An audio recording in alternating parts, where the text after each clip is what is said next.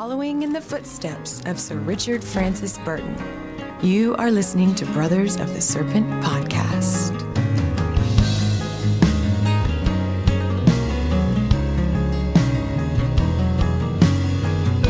And welcome back, ladies and gentlemen, boys and girls, angels and demons and monsters and serpents, to Brothers of the Serpent podcast, coming to you not live from the 10 by 10 by 10 tangent cube of science, nestled amongst the dusty bones of an ancient seabed high atop the Edwards Plateau. This is episode 79, is that right? 79? That's right, 79. 79, and we have another very special episode for you guys today. We are joined by a writer, investigator, publisher, filmmaker, traveler, U.S. Air Force veteran, and stuff, Mr. Walter Bosley. We are here to talk to him about his book, which a bunch of his books I loved, but the main one we're going to talk about today is Secret Missions 2, The Lost Expedition of Sir Richard Francis Burton. How you doing, Bosley? What's up?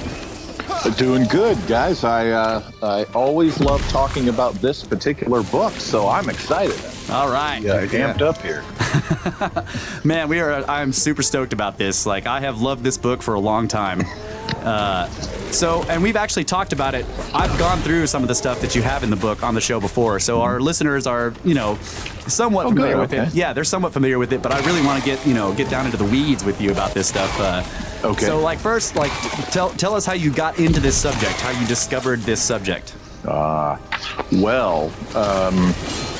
I have been an admirer of Sir Richard Francis Burton for many years. My interest in him started in the 1990s. And I had, of course, seen the film Mountains of the Moon with Patrick Bergin, which is about Burton and Speke and their search for the source of the Nile. And that is I don't know, have you seen that movie? I haven't, but I need to watch that one. Oh, yeah, absolutely. Bergin is an excellent Burton. All right. And so, I was, of course, I'm interested in classic adventure, always have been, and Burton, is the real deal. And I had read in the early 2000s, I got my hands on this book, A Rage to Live, which was one of the main biographical sources in this book that I've written. And what's interesting is it's by Mary Lovell. And what's really interesting is it focuses on Burton's biography through the filter of his relationship and marriage with his wife, Isabel. Okay? Oh, okay. Now, Isabel Burton, okay, if you're the kind of guy that likes to be out there, adventuring and doing your thing, following your path, your destiny, and doing all those great things, Isabel is like that dream girlfriend or wife, because she had read all of his works and was a huge fan of his before they ever met.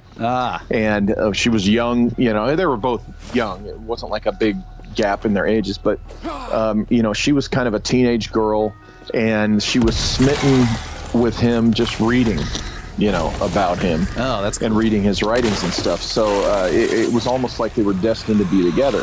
And I mean, she, because she was a fan, she totally supported everything he wanted to do.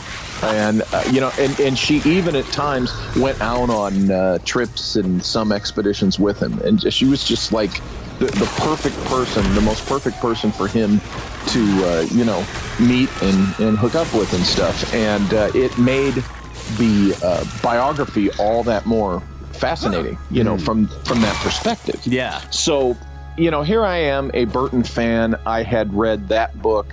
I had read most of the biography by Rice, the author Rice, and I had not read the Brody biography. But I pretty much knew what most people know about Burton. But the years pass, and I'm researching. Oh gosh, what was I researching? I was looking into it might have been after I finished the Cabrillo book, Secret Missions 1. Yeah. And I happened to be reading about something for some project, and I stumbled upon, I believe it was in a David Childress book, he commented in this particular book that there was a period of Burton's life where he was in South America, and I knew he had been the British consul there, but what I didn't know was that there were these missing months. There was this period of, the way I think Childress reported it, was 6 months that he didn't write about, he didn't publish a word, about it, and nothing is known. And, you know, being a Burton fan, that was a big shock to me, because I thought I knew, you know, everything about this guy. And certainly that there was a missing period of months was astonishing, because Richard Francis Burton, you know anything about him, he was prolific is an understatement. This guy wrote about everything he did. Oh, what happened, buddy? Sorry, my dog. And no problem. He wrote about everything he did, okay, and published it. A case in point, and you guys have read the book, when he went to Utah, okay, and spent 3.5 weeks in Salt Lake City, I even make a comment about, you know, oh my God, I slogged through his book on being, because, it's the driest thing ever wrote. I mean, it's excruciating to go through that book. And that's the point. The point is that, you know, here's this missing period of his life, which he's in South America, which he was last seen riding away, you know, on the trail into the wilderness. And then he emerges, you know, months later in Lima, Peru, just haggard and drinking. And stays hammered for a week.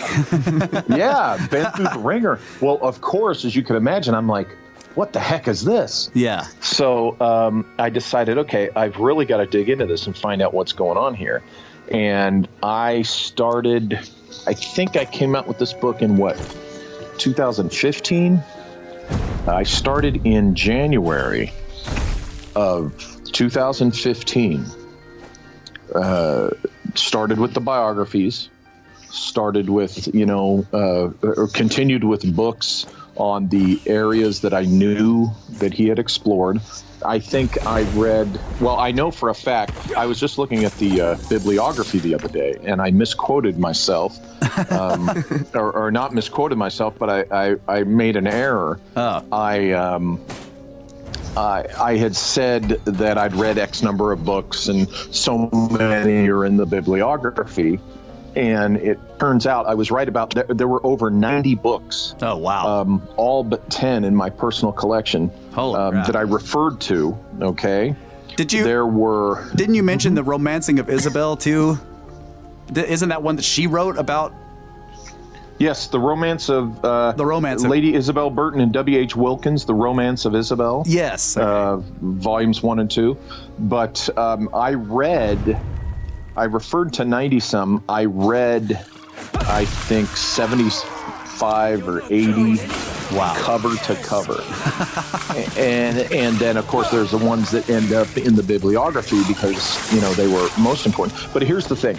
I spent 4 months, 7 days a week. My main job was just reading. Wow. All the available material and relevant material. It was the first time I had really, in any of my nonfiction, the first time since Empire of the Wheel that I had, you know, just taken such a deep dive into the material. So you like Burton, you disappeared for 4 months. Yeah, exactly. You know, I was just, there's Walter, you know, just reading. I reread several of David Childress's Lost Cities and Ancient Mysteries. Yeah, those are great books, yeah. And if you could see, you know, I'm sitting here right now, the Lost Cities volume of South America is on top of my stack here. And there's just a garden of red paper marker tabs just sprouting out of the top of the thing. Oh, yeah.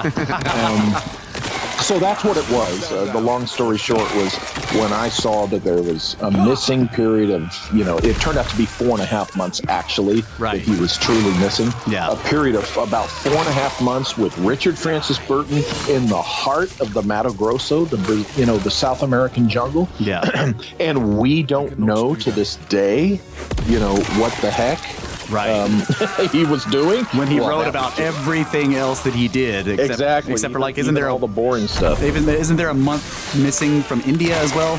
Didn't you say that in the book? I don't know what it is. There's a period missing when he was in the United States in 1860. Oh, that's right. Yeah. Yeah, definitely a period. missing there for about a month. Yeah. After he went south of Virginia, he then reemerges without Dr. Steinhauser, I think it is. Yeah, and maybe Steinhauser. I'm getting him mixed up. Yeah. Sometimes I get him mixed up with the beer Steinlager. That's easy to do. He turns up in St. Louis, so clearly he's kind of looping around up the Mississippi. But yeah, other than that, and as you guys know, if you read the book, I think there's a direct correlation to his visit in Salt Lake City. Absolutely. With Brigham Young and what he ended up doing in South America. Right. And I definitely want to get into that because we discussed that topic, and we actually had it was interesting. We discussed that topic, and this was early in the podcast. We discussed the topic of the golden pages, right? The metal pages or whatever. Stand down or die. You cannot do that.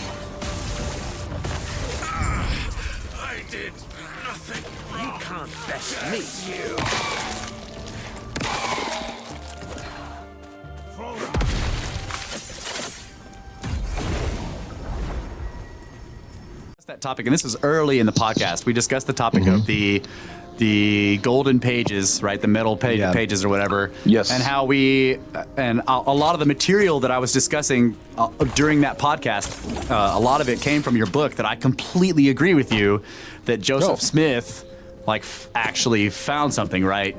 Yes. Because like one of the things we were saying was like, look, the guy was like a known fraudster. And yet he ends up getting all these people to follow him out into the middle of nowhere. How does a known fraudster do that unless he actually found something, At the very least, and I know I take, a lot of crap for this from some people, because there's people, we got a lot of people that just love to throw the baby out with the bathwater. And right. You can't do that. And if you can reject everything else about Joseph Smith and Absolutely. Mormonism. All I'm saying is there's no way you can reject the man became privy to something true about the ancient antediluvian history of the Americas. Absolutely. Because as I analyze in the book, there's no way he could have known about manuscript 512. Right. Just no way. So the fact that in his Book of Mormon, he talks about those 7 cities, and particularly, which I know we'll get into, the issue of Zarahemla. Exactly. There's just so through some other source, and of course we know he extrapolated all that, and that with Masonry, with Freemasonry, which he was in love with the pomp and circumstance of, and there's his religion, but the stuff about ancient history, he somehow, I'm convinced, learned something true and real there. Yeah, what was interesting about that, we published that show where we were kind of talking about the metal pages and how we think that was right, and then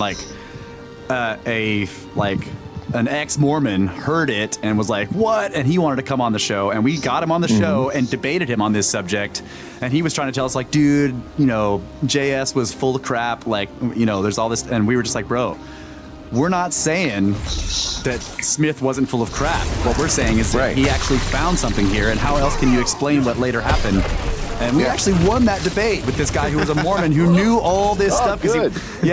It was a lot of fun. It was a fun deal. Like, that guy came on here, was like, I'm just here to tell you that you guys are totally wrong about Joseph Smith. And we're like, we're not saying that we believe Joseph Smith. We say that he actually found something, bro, and you can't argue with it. And he had to concede the point. One thing that I always find that's interesting about that specific topic is it's really hard, no matter who you're talking to get them to separate the two. Yeah. Like, the idea that whatever it was that he found has something true in it about the ancient history in the Americas. Right. Yes. And not anything else. Like, you're not talking about anything else. Right. Like, people, it's like, it's so hard to get people on board with that. They're just like, it's all BS. Well, because again, they want to throw the baby out with the bathwater. Exactly. I was, on more than one occasion, I was asked to speak at the local, the ward, they call it, the local church. And because it started with when the missionaries would come knocking on my door, we would get into a discussion about ancient history, and it ended up really just, they would sit there and listen to me and the stuff that I would talk to them about. They realized that it really resonated with obviously the stuff that they learned in church about the ancient Americas and stuff. And so eventually they kept coming to my house to talk to me and hear me tell them about this. So eventually they invited me to give a presentation. So I went with slides of my South American trip with Childress and, talked to them about this, and they loved it. They asked me 3 times, I think. I spoke to different groups of missionaries. And, that's really cool. There's an interesting story that's kind of, too long to go into right now, but I apparently was aware of one of their principles involving when the soul comes into the body, and I had come to that through my own my own ruminations on the subject of reincarnation and stuff. That's interesting. And they tried one time to recruit me, to give me the Be a Mormon pitch. Now I'm a student of this stuff, so I'm like, yeah, okay, I'll sit through this pitch. Let's see what they got to say. I have no intention of joining, but let's see what they have to say. Anyway, we got on this subject, and their eyes got real big when I made this particular statement. And they looked to they had an elder there who was more like my age, not old. But and he was squirming. And anyway, long story short, they flipped forward in their little pitch book, and there was exactly what I had said in a diagram. And they said, we usually don't get to this until like the 3rd meeting with someone. Walter Bosley is the next prophet. And, so they were like, oh, shoot, this guy, wow, but, of course I wasn't going to join. And then they got a new group, and I haven't seen them at my door for years. That's still a cool story, man. I already know all this stuff. one of them probably got a hold of my Pulp Fiction, and they realized, we can't have this guy on our church ground anymore. Okay, yeah. He'll bring the devil. You can't have an acolyte blowing the mind of the elder. That's right. Yeah, let one of them read Secret of the Amazon Queen, and they'll be twisted forever. Well, I really like that whole section. So you think Burton went there to try to get Brigham Young to allow him to see the pages, and you think that actually happened? Yeah, I think so. He, as I found out and as I state in the book, he and Brigham Young, hit it off real well, because Brigham Young was not, a milquetoast, soft-handed church pastor, right? Like a lot of church pastors are.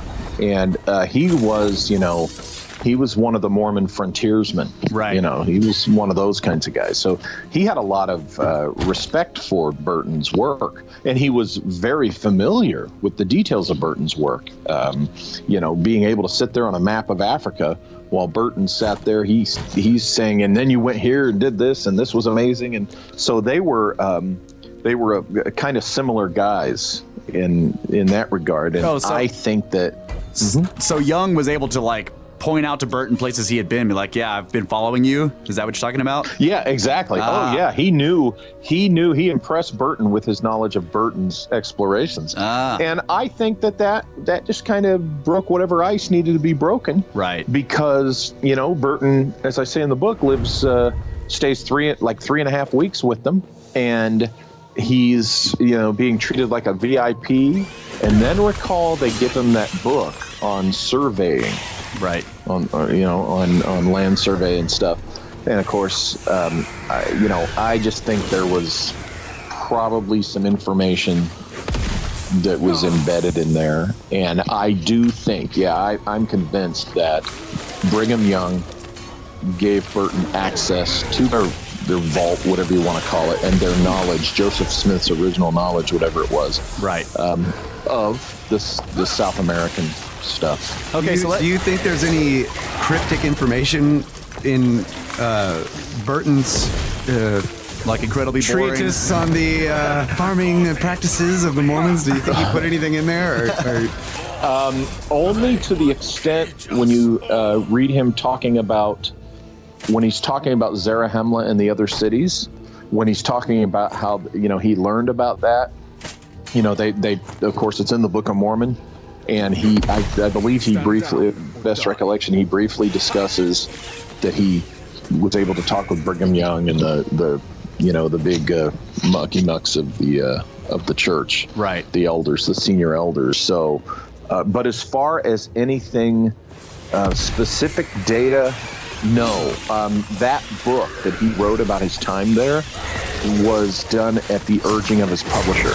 His publisher said, "You've got to have another book out, Richard." And he was like, "Well, I just don't have anything to write about." He goes, "No, just crank something out," and that's Right. what he did.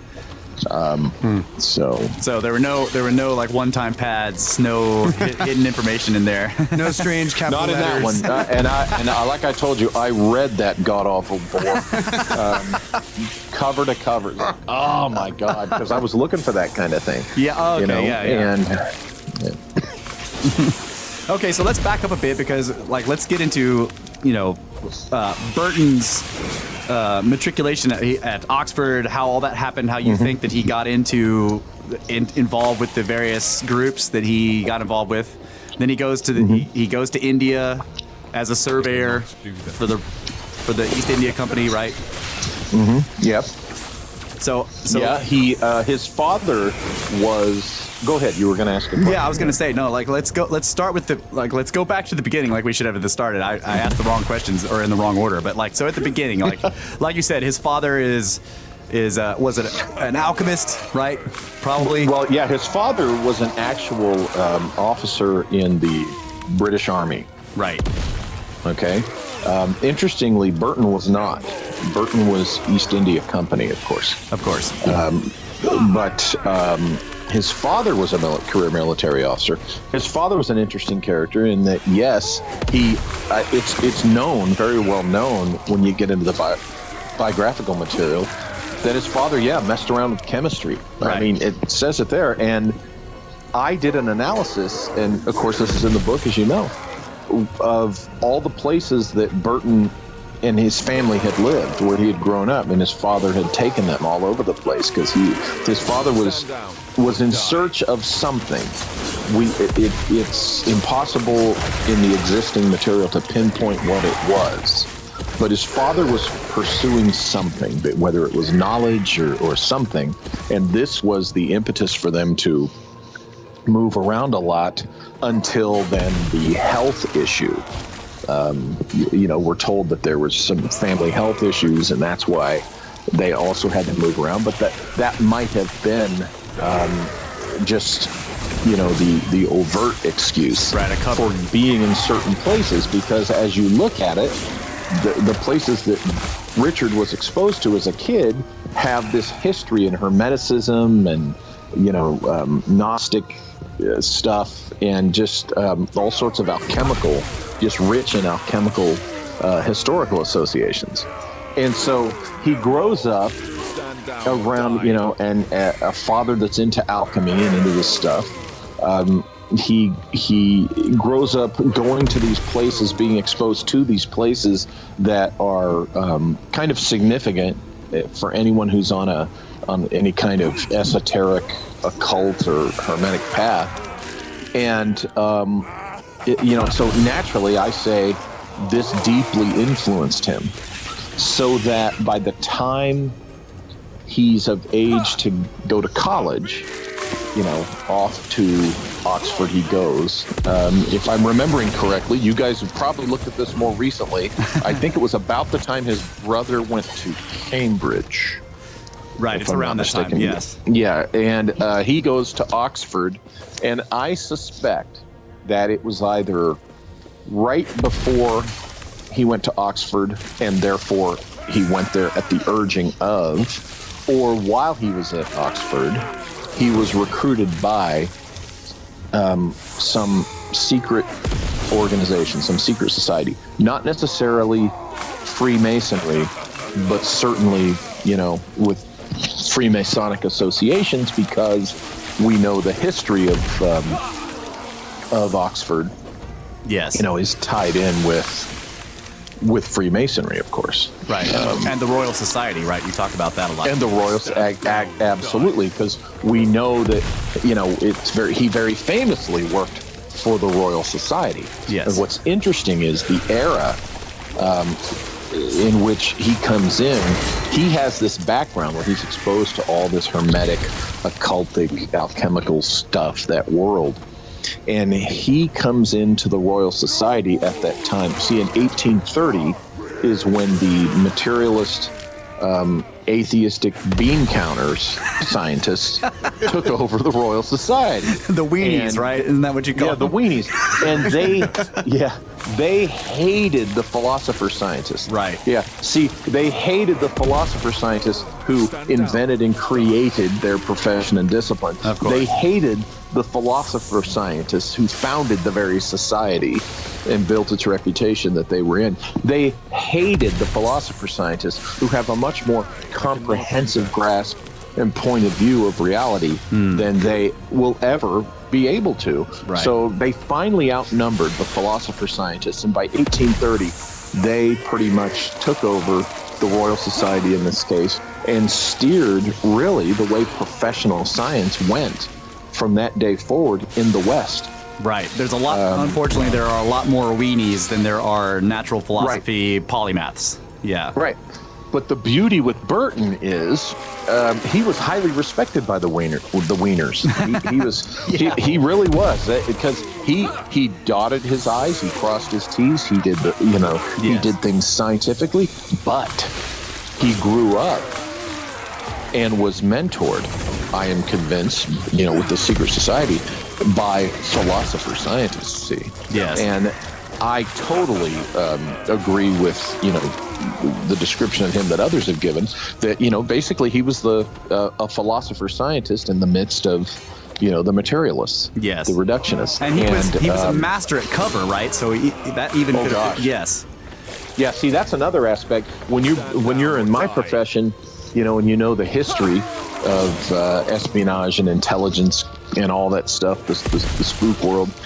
You definitely, what you learn about Burton is he was a master at disguise and going undercover. And I mean, he was one of the original guys who really, you live the cover. Right. And he could, he had those natural skills. And, some of that went into fooling these materialist guys in the Royal Society that he was just one of them. Oh, strictly science, strictly facts. Right. Nothing esoteric to be seen here, but of course they knew better, because when you looked at his literary work, you look what he focused on, translating 1001 Arabian Nights and the other stuff. And, right. And of course the Kama Sutra, right, which definitely was one of his favorites. So what didn't you say? He's also a master of languages. He had just this natural ability to learn languages. Yes. And that was one of the things that led to them putting him into, when he went into the East India Company, going into intelligence. Now, his father did not want him to go into a military career. If you recall, I think his brother went the clerical route. Oh, yes. To work for the church. And Richard, as we know, Richard didn't make it through Oxford. Right. What's interesting is and gosh darn it, guys, I don't have the Now, wasn't there just real quick though? Wasn't there something about the reason his father didn't want him to go into the military is because of what had happened to his father? Like he refused to testify against something. Yes, he refused to testify against the princess, one of the nobles. Right. And it was a very noble thing that he did, but it really screwed his career. And that's why they were often scrambling for resources, you might say, he was like the family. He was like forcibly resigned and then put on half pay or something like that. Yeah. Yeah. Oh, I have it right here. He Burton attended Trinity College, okay? Okay. And it happened to be right next to Balliol College, okay? Now, Balliol, if you recall from the book, it had a lot of interesting characters in it. One of them was Benjamin Jowett, and anyway, it's Balliol's patron saint was Saint Catherine of Alexandria. Oh, yeah. Who, as we know, that's right. If we even spend 30 seconds looking closely, is actually the goddess Hecate. Right. I go into that, of course, in Empire of the Wheel. Yes. And so that, you can imagine how that popped out at me when I was doing the research. When I found out that, Balliol College, patron saint was Hecate, I'm like, oh, what have we here? And he, a lot of his influences there at Oxford were associated with Balliol College. So I argue that, along with British intelligence associations, I argue that it was somebody in Balliol College, most likely, who got a hold of him and influenced, of course, the direction he would take his personal interests. But somewhere during Oxford is where he got into the intelligence game. Now, even though he went to work for the East India Company, okay, his intelligence work for them was still, because they were still serving the British government, in their own way. Right. And they're like, it was like, for folks who don't know, it's the military-industrial complex, really, in England's history, the East India Company. And they had their own army, their own intel arm. So I argue that, I'm convinced that that's where he was recruited into intelligence work. And I think that his early departure from Oxford, of course, was contrived. They just wanted to get him out there in the field. He wanted to get out there in the field. Right. And so it was, okay, we'll get you out of here. Yeah, and he had some great quotes. And off he went. He had some great quotes. You had some great quotes from Burton about Oxford, about it was like full of toadies and something or other. And he was like, he would say, he didn't care whether he really, at the time, he just didn't want to be there. Right. And what was the other interesting thing was when he was going there, he was spending time at a local gypsy camp. Oh, yeah. And they try to claim he was just going to the brothels or whatever. And you're like, no. Exactly. I mean, yes, but no. He had a gypsy girl that he was kind of taking a shine to, but it most likely, I'm convinced, when you look at the man, his whole background and the stuff he did, he absolutely was learning, things from a gypsy mentor, right, on hermeticism and the occult and stuff like that. So when he finally decided to join the East India Company, his father was like, no. But then his father finally said, okay, I really can't stop you from doing this. Right. And he was off to the races on his illustrious career. Well, one thing I want to say real quick, a couple of podcasts ago, I was going back through your book in order to prepare for this interview, and so a couple of podcasts ago, I had just come across where you were listing off all the places that they went as a family, and in Italy, there's the Porta Alchemica, And we actually like looked at that thing on the podcast and at the weird inscribed stuff around it, and that was a whole fascinating topic, which is not in your book really, but you just point out this is an alchemist's mecca almost. They all, that they go to this thing and look at it, and so we looked at it and all the translations of the sayings on it and stuff. It was a lot of fun. That was a really interesting part.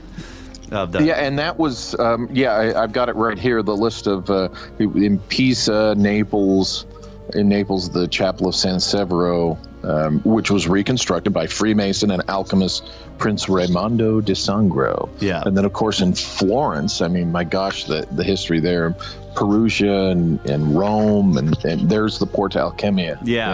Yeah, that was a fascinating, just that side topic from your book was just like that fueled 2 entire segments of our podcast one day. Oh, wow. You guys really, gosh, that's what I'm saying. You're going to embarrass me here tonight because you're probably more fresh into this book than I am now. Well, we really, one of the things we try to do on this podcast is really get out in the weeds on some of this stuff. Like, there are, not to say that weeds are bad. What we're saying is like, we like to really dig into the subjects, and I'm just pointing out that one detail in your books where you said, here's this weird legend about this doorway, and I'm like, and I started reading the quotes from the doorway, and I'm like, all the hairs on the back of my neck stood up. I'm like, there are weird hidden things in this, and so we went through it, and I just thought that was cool. I wanted to tell you that you led us down a fascinating rabbit hole with that. Oh wow, I'm going to have to listen to that one because off the top of my head, I don't remember what are some of the quotes. Well, they basically, it looked to us like it was metallurgical, and the quotes, they use all these symbols, dragons and the goddess named Diana and everything. I can't remember the quotes directly, but it's basically like associated with a planet and a metal, right? With that planet, and then there's a riddle. There's a riddle underneath it, and we were looking at these riddles and like sort of going into this idea of metallurgy and in terms of like alchemy. There's transmutation. Right. So one of them was talking about how when the black crow something turns when the white doves come out of that, or birth the white doves or something, and it was like when black crows birth into white doves in your home, you will be considered wise, and we're like, my god, transmutation of lead into gold, exactly. Or whatever, and the metal of that was lead on that one. Or something. See, there you go. Yeah. So we went through all 4 in that context and just tried to answer the question of those riddles. It was really cool. Yeah. So if you actually want to listen to it in our feed, it's called Solving Alchemical Mysteries. We totally named it after that because we were just like, this is a lot of fun. Anyway, that was an aside, but I wanted to go. So he goes into India, right? And then you said that he visited libraries that are full of documents that are like from the Orient that are untranslated. Yes. Are they still untranslated today, or do you think that? I mean, you may not know this. This is just a question that popped up in my mind when I'm reading the book. I'm like, are they still untranslated, or do we have access to English versions of these documents now? Maybe, perhaps. That's a good question. I didn't pursue it. When I wrote it in the book, I was looking at the book. It was all about when Burton was there. That would be something interesting to follow up on. Yes. Before we go too far, I just wanted to say, going back to the Porta Alchemia. Okay. And I mentioned this in the book because it was my favorite little tidbit. And that's the part where the last anyone saw of Giustiniani Bono, who built the Porta Alchemio, he was passing through the actual door of the monument, the portal itself. Right. And he had left behind a strange, unexplained document and some gold flakes. Exactly. And he was never heard from again. I love that. Yeah, that's freaking awesome. Yeah, that's why I went to look at it, and then like apparently they had inscribed some of the stuff from that strange document around the doorway, and Yeah, I decided I was going to find some strange document with weird characters in it and carry some gold dust in my pocket just in case I get abducted. I'll just throw them on the ground so that they might become a massive mystery. Yeah. Oh yeah. Just in case. You never know. All right. You want to be prepared for these things. That's right. You got to be prepared to vanish without a trace and leave behind a mystery. All right. So moving forward, you were telling the story. He leaves Oxford. What next? Well, he goes into the East India Company, and that's how he ends up in India. This is after spending his time at Oxford hanging out with guys like John Varley, who was a friend of William Blake. And so, it's interesting that he goes right into, he can't wait to get into service in the East India Company to get to India. He just really wants to go there. And obviously for what he'll have access to, the libraries, there's that you mentioned a moment ago. So much ancient stuff in India. Yeah. Yeah. And he, at this time, and this is why, we know what he was doing for his official duties. Right. That's in the public record. What we have to speculate upon is, the way in which he went about these things was to primarily be able to be out there in the field as alone and solitary as possible. And of course, the places he was interested in, I think, the stream running beneath the official duties, the secret mission, of course, was on behalf of whoever it was that got a hold of him. The secret society or whatever. And I think, as I say in some of my other books about other people, I think it goes back to he was part of that great quest to recover the lost knowledge and technologies of the forgotten civilization. Yes. Or civilizations. Yes. And that's generally what he was doing. That's why, he really wanted to get to India, because he knew through the Mahabharata that, okay, there's something going on way older than, other traditions and, and what Western civilization says was going on this planet with humankind. Right. And of course, when you read that stuff, there's something technological going on there. Absolutely. It just doesn't fit with the standard linear model we're given, Yeah, the weenie model. The weenie model, yeah, the weenie model. And so he knew that. And so that really, I think, was now the specifics we just can't know, because this was a secret society. These were the things that he might have hinted at, but he never really overtly revealed. And he did a classic bit, and I know we'll get to this, but he did a classic bit of hinting when he gets down to what he wrote about South America, of course. Right. And I know we'll get to that later. Yeah.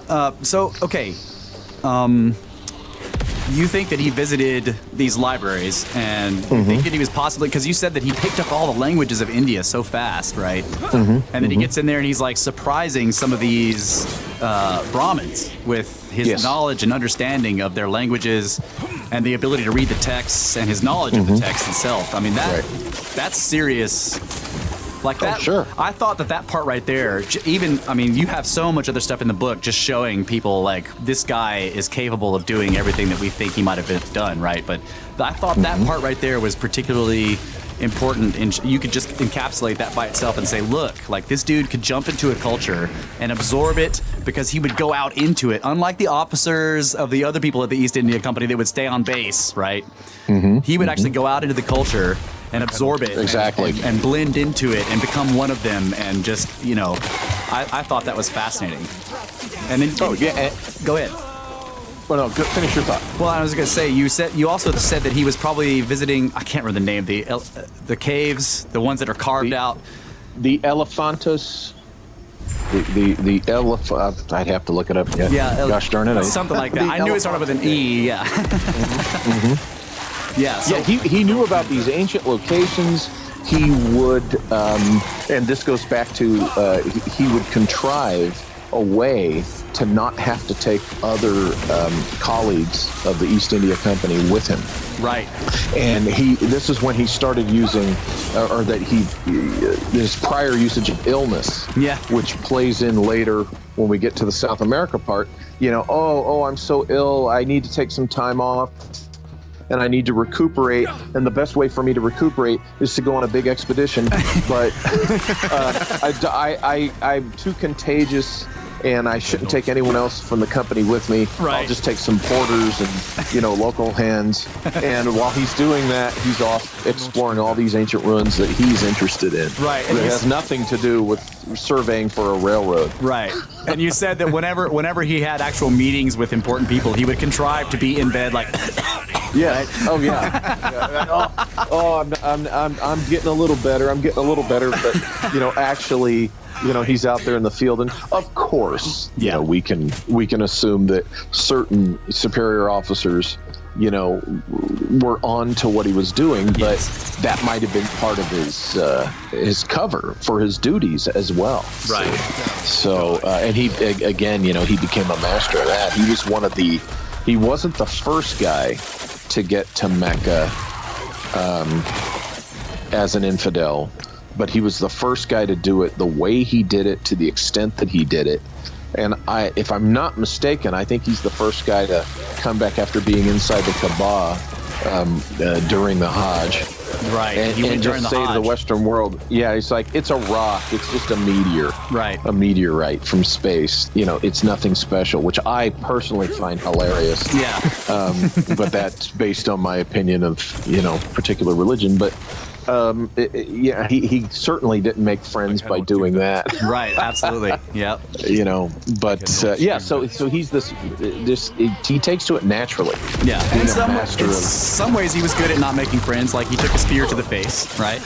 This is not something you do. Oh yeah, that was hey, by the way, that's depicted graphically in the movie Mountains of the Moon. It's wonderful. Wow. It's also right through the It's also fantastic. You can totally see it on the cover of your book, the scar right there on his cheekbone. Oh yeah, he had that scar.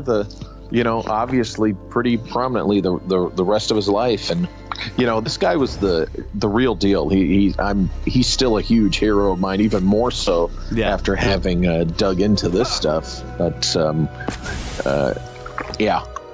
So he gets to India, and he's putting this is the early days of him learning his little tricks of the trade, and as you said, he would get out. He would get out into the countryside. He would go out and learn. He would do all sorts of things. And this was also about the time that he did the assignment, which unscrupulous, jealous colleagues would try to use against him.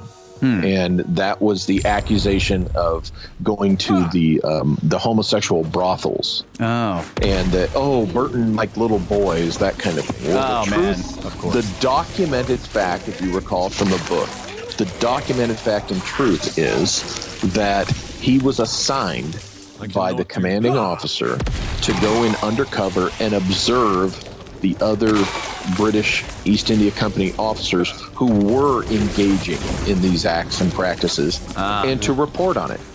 And he was vouched for by his superior. He said, his superiors went to people and said, here's the report. It was my order that he went in and observed, and so a lot of times when they tried to use it against him, it did ding him a little bit, in a portion of his career, but for the most part, it was just a heinous spin and twisted lie of the guy was just doing his job. Right. And, probably what it was is most likely were the guys who got caught. Of course, yeah. Just trying to get revenge. But when that comes up, that's the origin of that. And it's not true about Burton at all. Right. Yeah, that's a classic. It's sort of a classic ad hominem, right? Just attack the guy's character, and try to take him down. And I'm sure some of the guys that got busted had connections to higher people. Oh yeah. Yeah, so that's probably what happened. Exactly. Oh, exactly. Yeah. He just pissed off the wrong guys by exposing, something they were doing indeed, and they tried to mess with him. But on a certain level, he didn't care because his career was not really all about a military career. I mean, come on, he was not a naval officer. Right. A naval captain is. He was essentially, this was an army. This was army ranks. Right. I mean, I'm a captain, for crying out loud. That's only, it's company grade, and it's the third level of company grade. And, that's the rank, that he earned, and that's the rank he died with, because his real work, what he really cared about was, the pursuit of this knowledge and the exploration and the science that he did. Absolutely. In the pursuit of this knowledge of this lost and forgotten world. Right. So he's done with India.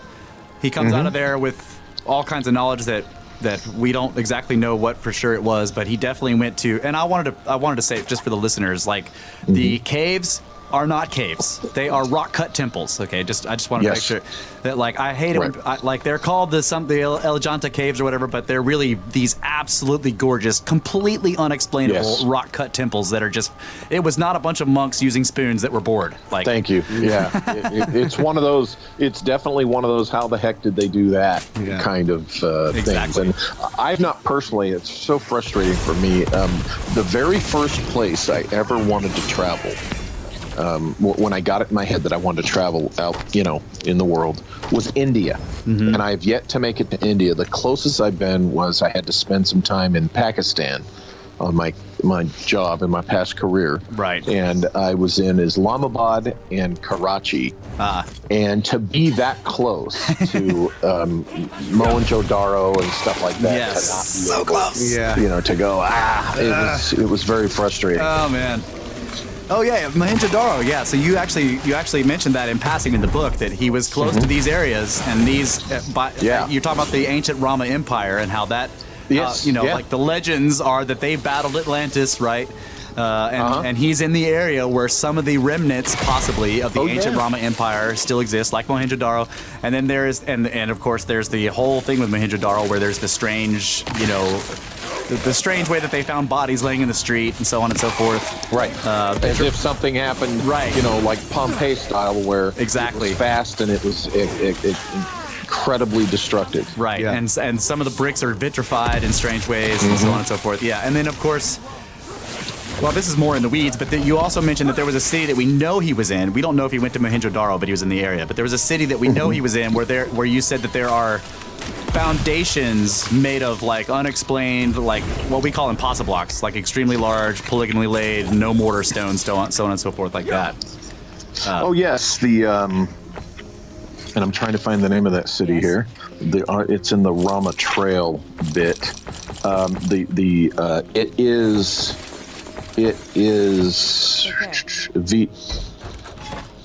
Is it I think it's Vijayanagara? Yeah, something like that. Yeah, I and I apologize to any folks who know how to and then there's Hampi, and Hampi's the site of it's the so-called Atlantean League of megalithic builders. Right. And in these cities, in this particular one here, are these stones that they're just like the stones you see in Peru or anywhere else. We call those impossible blocks. That's what we call them on this show. I like that. Impossible blocks.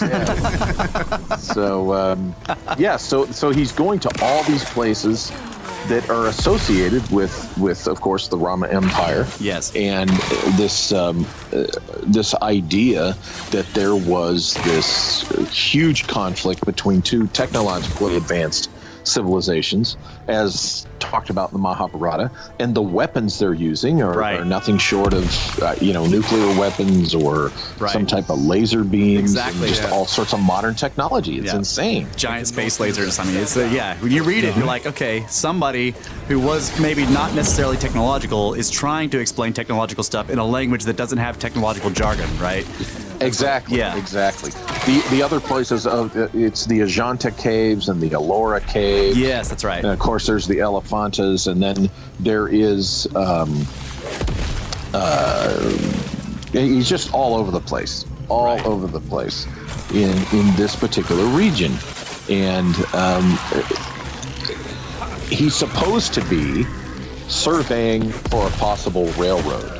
Okay. So he's going to take it through all the huge megalithic architecture, right? Exactly. He's just going to, but he's spending more time in these ruins and in these amazing ancient temples and such. Yeah. So trust me, guys, the train's got to go past these places. Everybody's going to love it. Or we have to go look where the impossible blocks are because we can't move those to make the train tracks. So we need to know where they are so we go around them.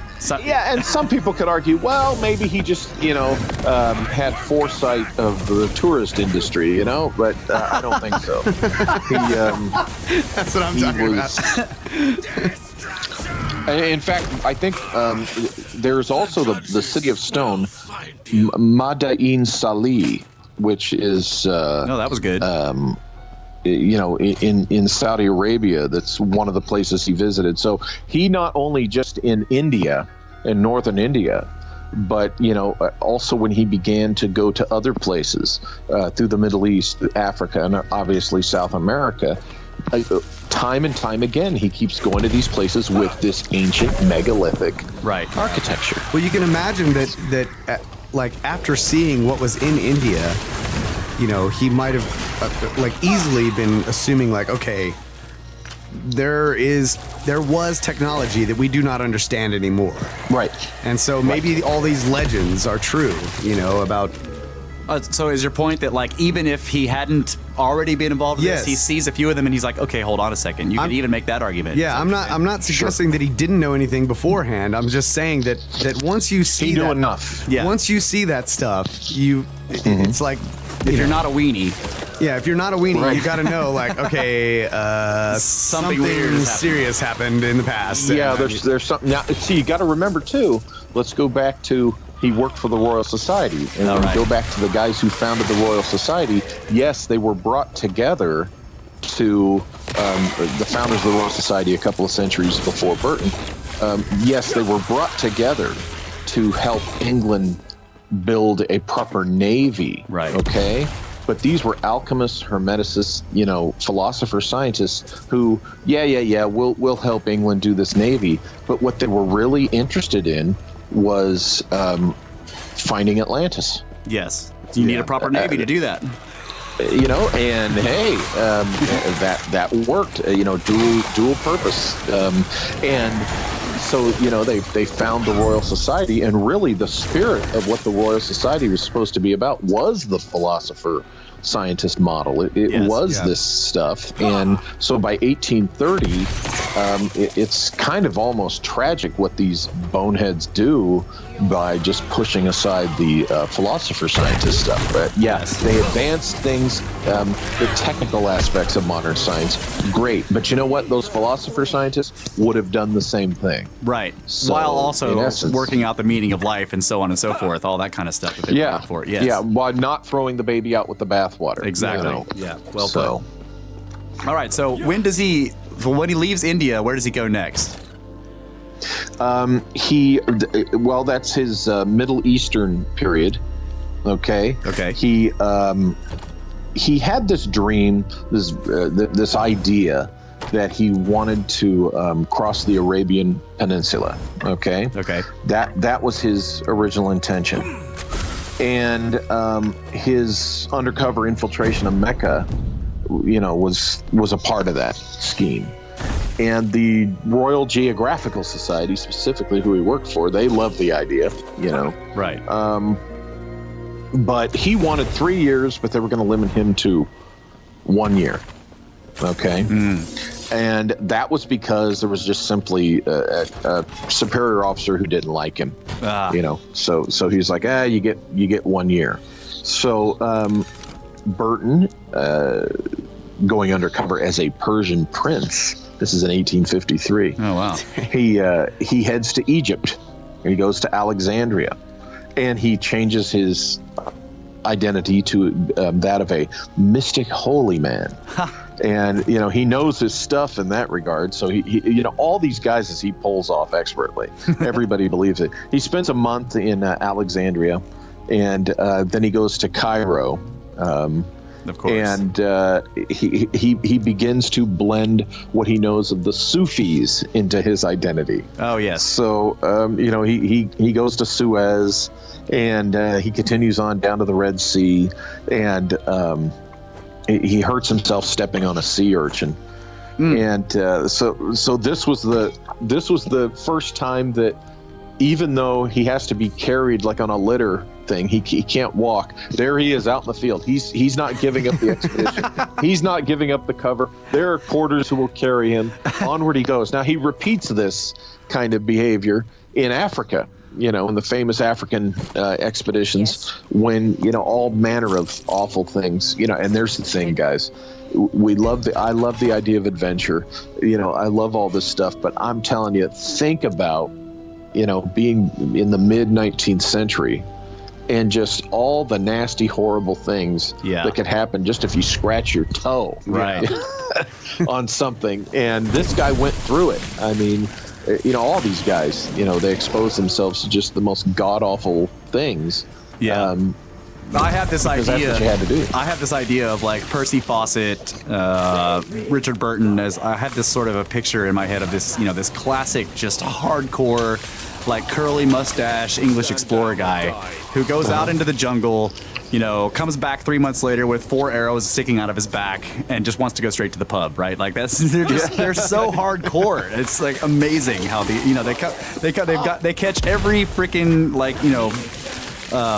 disease that we can't, tuberculosis and dysentery. They get them all, and then they come back out and they're like, "Oh, I'll be fine. You'll patch me up in the morning and let's go back out there." It's just this is great. Let's do it again. That's right. Let's do it again. Come on, let's go down to the pub. You crazy bastard! And when I was researching this book, there's a point where I talk about the poisonous snakes, the deadly snakes that are in South America. And if you recall, there are hundreds of different species of poisonous snakes.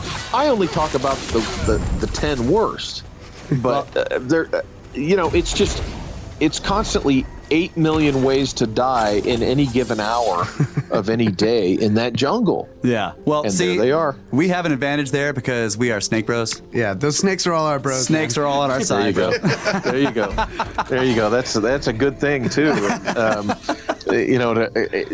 But they go, because back then, I mean, the explorer of today would have all sorts of little gadgets and gizmos and a pistol with snake shot in it or whatever. But still, it would still be scary. Even today, it's like, stab this massive syringe into your heart. It's like, what? Oh, that's true. Here you go. I didn't like that when I was a little aside. When I was deployed to Saudi Arabia with the Air Force, and we had to get our briefings on the chem suit and the chem warfare stuff, and they've got it's the epi something. It's epinephrine or epinephrine, yeah. And it looks like it's in an injector that looks like a big magic marker to me.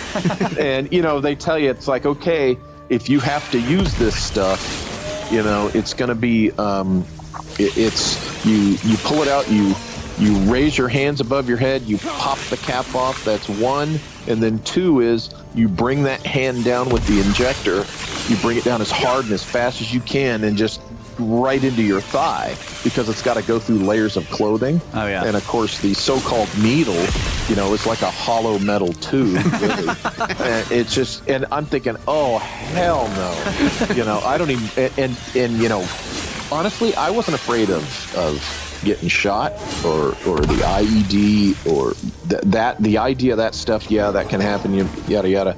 But it was the horrible, nasty things that the chem warfare can do to you. Oh yeah. Right. And even that is not as bad as having to stab a giant needle into your heart. Exactly. What was that?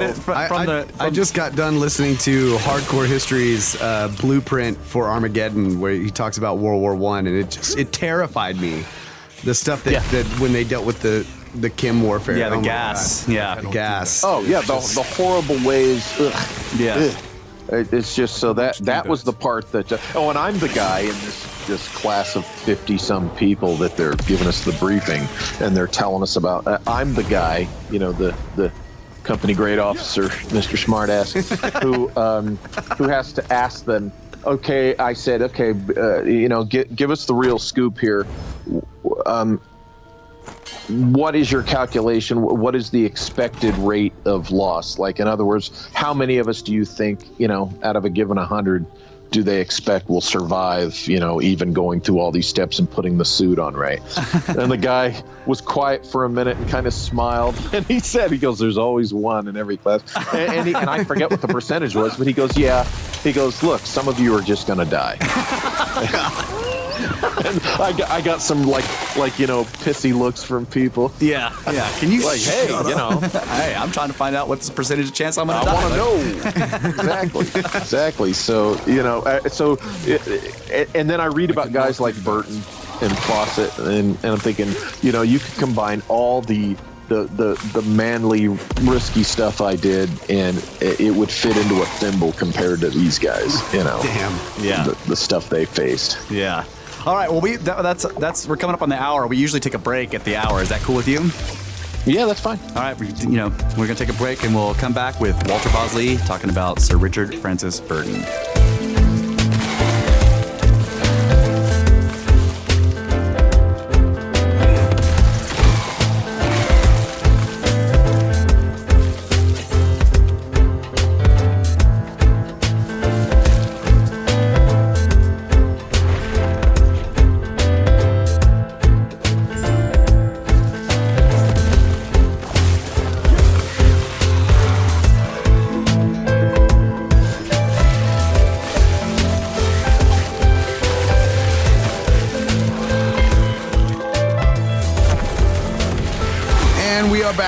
Brothers of the Serpent podcast in the 10 by 10 by 10 Tangent Cube of Science, talking with Walter Bosley about his book Secret Missions 2, The Lost Expedition of Sir Richard Francis Burton.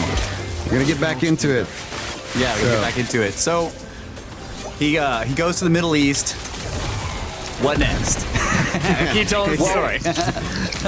As far as my research in the book is concerned, the next pertinent thing he does, of course, is probably what he's most known for among the average person out there, and that is his explorations of Africa.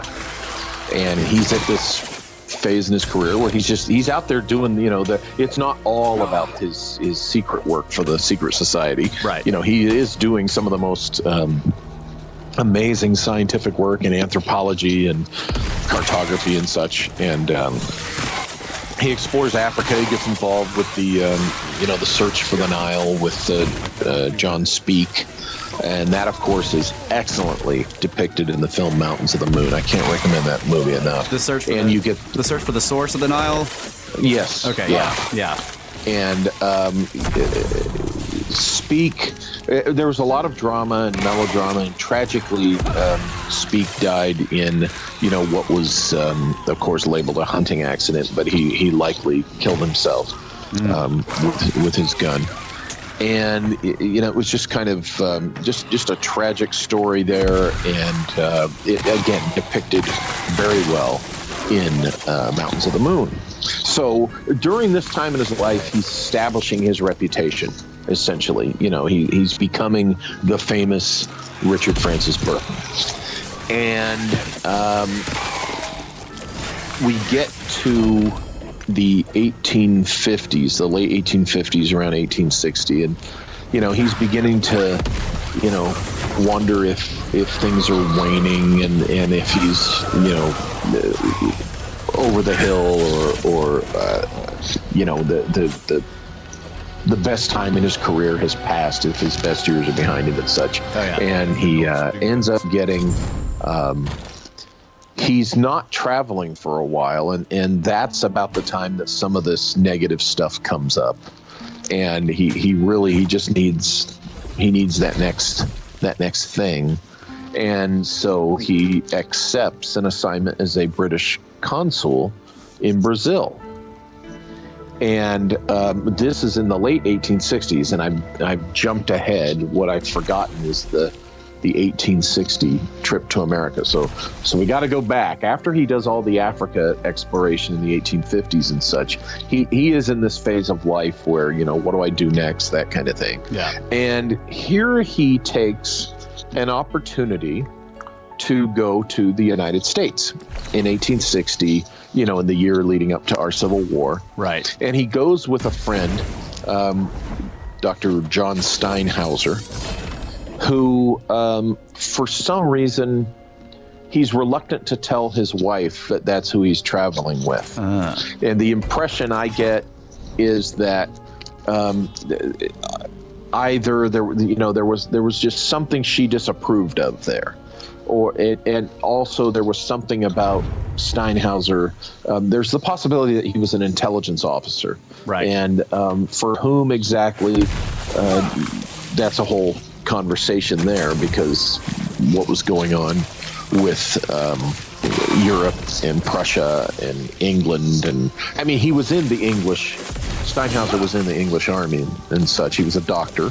Okay. And but in 1860, he goes off to the United States, and he and Steinhauser, they come down the coast. They go to New York. They come down the coast. They go to Washington, D.C. They meet with the Secretary of War and a couple of other officials. And then they head into the South. And after they've headed into Virginia, I believe, there's really no record of exactly what they were doing. Okay. And about a month or a few weeks or a month or so later, Burton reemerges alone in St. Louis, having come up the Mississippi. And Steinhauser, for all we know, has gone back to England. Now, what's interesting about that is, in retrospect, we know that there were elements in England that were interested in the conflict that was brewing in the United States. Yeah. Whereas the Crown and Parliament could not officially give a blessing to the Confederacy. There were, and this was over the slavery issue, Right. primarily over the slavery issue.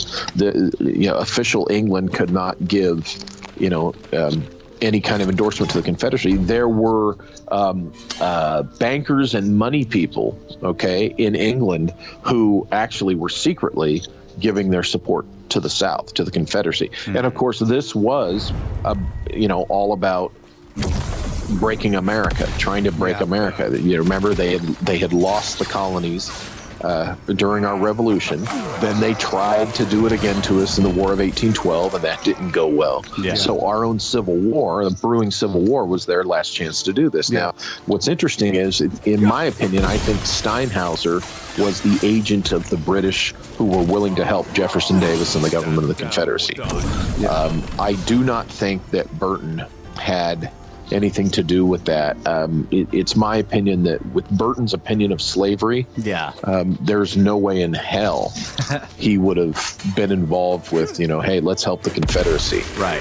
It's my opinion that he wanted to get to the United States for the specific reason of going there. He had never been here, and he just his basic explorer nature, but also to get to Utah, to specifically talk with Brigham Young and see what he could find out about what the Mormons knew about the ancient Americas, specifically South America. And didn't you also say that you think that it's very possible he may have visited some of the mound builder stuff? Yes. I think during that time that it's undocumented. These are the only two undocumented periods of Burton's life. Right. Okay.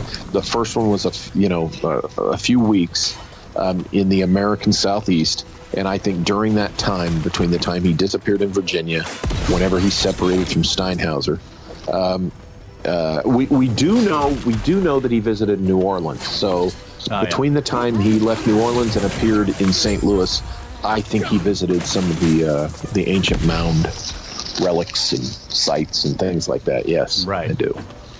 Okay, so and we already kind of went through the Utah part, but I guess we know why he was there. We discussed that earlier, and of course he then that's really that's it. That he got what he came for, right, and it was time to return home. So he went back to England at that point? Uh-huh.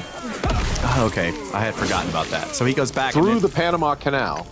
He goes, not the Panama Canal, I'm sorry, down the coast and then across. He does that land, the crossing, and then takes another steamer, through the area where the Panama Canal would be.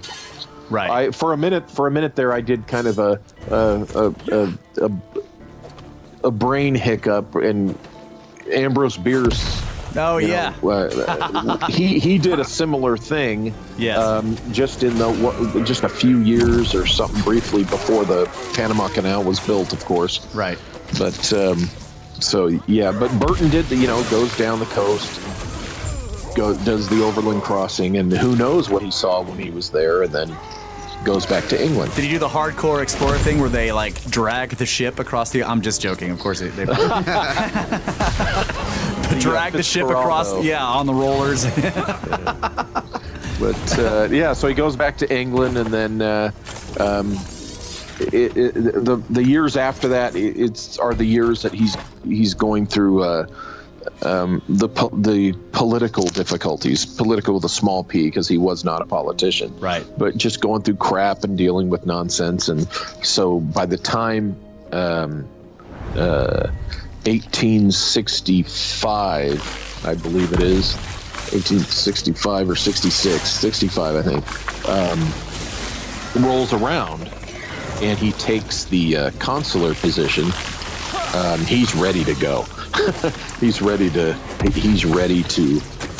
head over there and do what I think he had been preparing and studying to do for years. And who gave him the consular position? Like what part of the government was that from? Oh, the Foreign Office, the British Foreign Office. Okay. Which is essentially like our State Department in the United States. All right. Well, I listened to that. What was the podcast? Radio Mysterioso. Radio Mysterioso podcast with you. Mm-hmm. You said, I know you have a background in intelligence. Yes. And you said when you mentioned the Foreign Office, you were like, and for those of you in intelligence, you know what I'm talking about. But for those of us not in intelligence, what are you talking about? Because I looked up the term, and it's just like, they handle foreign affairs elsewhere. Yeah, and they're the ones who, are the personnel who work at embassies, right, in all sorts of foreign countries. It's an open secret. It has been for a long time. Everybody knows that the spies are embedded in the various foreign offices or state departments of any given country. Okay, that's why in any embassy, for example, when I worked for the FBI before I went into the Air Force, I was on a discrete, what we call a discrete physical surveillance team, okay? And we had several of these teams around the U.S. And I did have an undercover identity, drove an undercover car, and, but discrete meant a shallow cover, and I would go home every night as the real me. Okay. But our main target, I worked the Russians, okay? And I worked against the Russian consulate. That's the location that our Russian spies, our known KGB and GRU agents, or the suspected ones also, that's where they were located, embedded within the Soviet embassy. Right. And the Soviet consulate. This was in San Francisco. And what there is there's always the intelligence branch, okay, that's working there undercover. Now these guys are given, and it's this way with our guys too. Okay, they're assigned to the State Department. You're given a cover. During the day, you're the fish and game representative, of your country, and you're going to liaison with the local fish and game, or the economics, or the arts and culture, whatever, finance, whatever, and you actually do that job during the day, but also you're fitting in. You're also a spy. In his case, working for British intelligence, MI6 or whatever it was at the time. Right. And or in our case, you're working for CIA. Okay. Yeah. And that part of what you're doing in that MC, of course, is classified and operational and clandestine. Right. And so, yes, of course, especially because not just his background, but especially because what I'm convinced he intended to do in South America.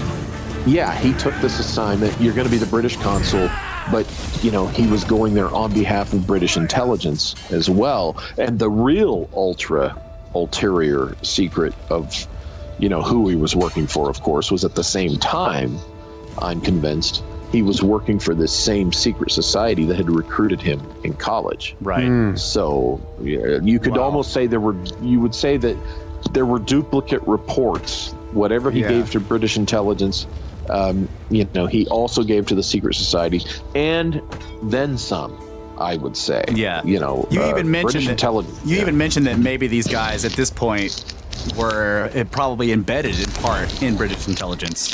Oh, they would be. They would be. Okay. Like in our intelligence community. I was told, my mentor told me, he started the conversation in getting me interested in that career by starting a conversation with me about my interests at the time in UFOs and strange mysteries and stuff like that. And he told me, he goes, look, the deeper and higher you go in the intelligence community, the more you're going to find guys interested in this stuff. And he's right. Whoa, dude. So the philosopher spies definitely are embedded within the weenie spies of the intelligence community, and he was right, and it was certainly true in Burton's day. So it was. That's awesome. That is awesome. Yeah. Thank you for that, because I have been mystified by that statement of yours. For those of you. And that's something that's well known. I mean, novelists write about this. It's in movies and stuff. Okay, well, I just, I asked the Oracle. I was like, hey, Google, what is the Foreign Office? It was basically that. Like, that's where the guy that is interested in, representing the United States in Fish and Game goes and talks to the other guy over there in the Fish and Game. Well, it doesn't tell you that at night he's visiting the gypsy brothels. It doesn't say exactly. That. Now remember, most of the employees of an embassy or a consulate actually do work for either, if they're English, they work for the Foreign Office, or if they're American, they work for the State Department. Yes. And they really do all that. They really are involved in nothing more than that grip and grin cultural exchange. Yeah. Let's all be friends. They have nothing to do with the spies that are also embedded within that establishment, that location. So it's not that it exists for the purpose. It truly does exist for, all that diplomacy stuff. Yes. But it's the best place to also embed the spies. So that's why it's been done for ever. All right, so now that we got that out of the way, so that those of us who are not in the intelligence community understand what you're talking about. So he gets this job. Was it Brazil? Brazil. Yes. So what does he do in Brazil? Yes. He is simply the British consul. He's like like we send an ambassador to an embassy. We have a consul at a consulate. So he's assigned. And he spends like 90% of his time doing Richard Burton things, and only 10% of his time doing Foreign Office things. But here's what's interesting. Before he goes over,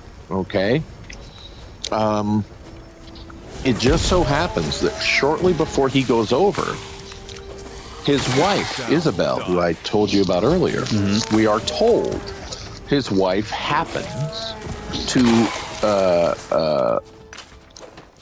produce the first English translation of a very mysterious document known as Manuscript 512 that has been lost in the Brazilian State Archives for, at this point, at least 100 years. A little over 100 years, I think. Or about 80 years, something like that. It's just, it's never seen the light of day outside of that archive. And it just so happens that Isabel Burton does the first translation of this. Now, what is Manuscript 512 about? Well, this exploratory group, I believe it think it was Portuguese army. Okay. They get lost in the Mato Grosso jungle, which is the big jungle in Brazil, a particular region of it.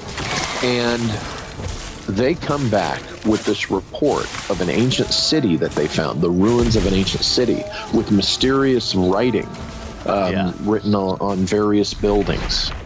And it looks like this city has been partially destroyed by, they assume, some natural cataclysm, hit by lightning in certain spots. And they write this document up. The commander writes this document up, and it gets filed, and it's in the Rio de Janeiro, vaults of the state government. It's there, and it stays there until somehow, for whatever reason, it gets to England, and Richard Burton's wife, we are told, does the translation. Now, at that time, she was just learning Portuguese.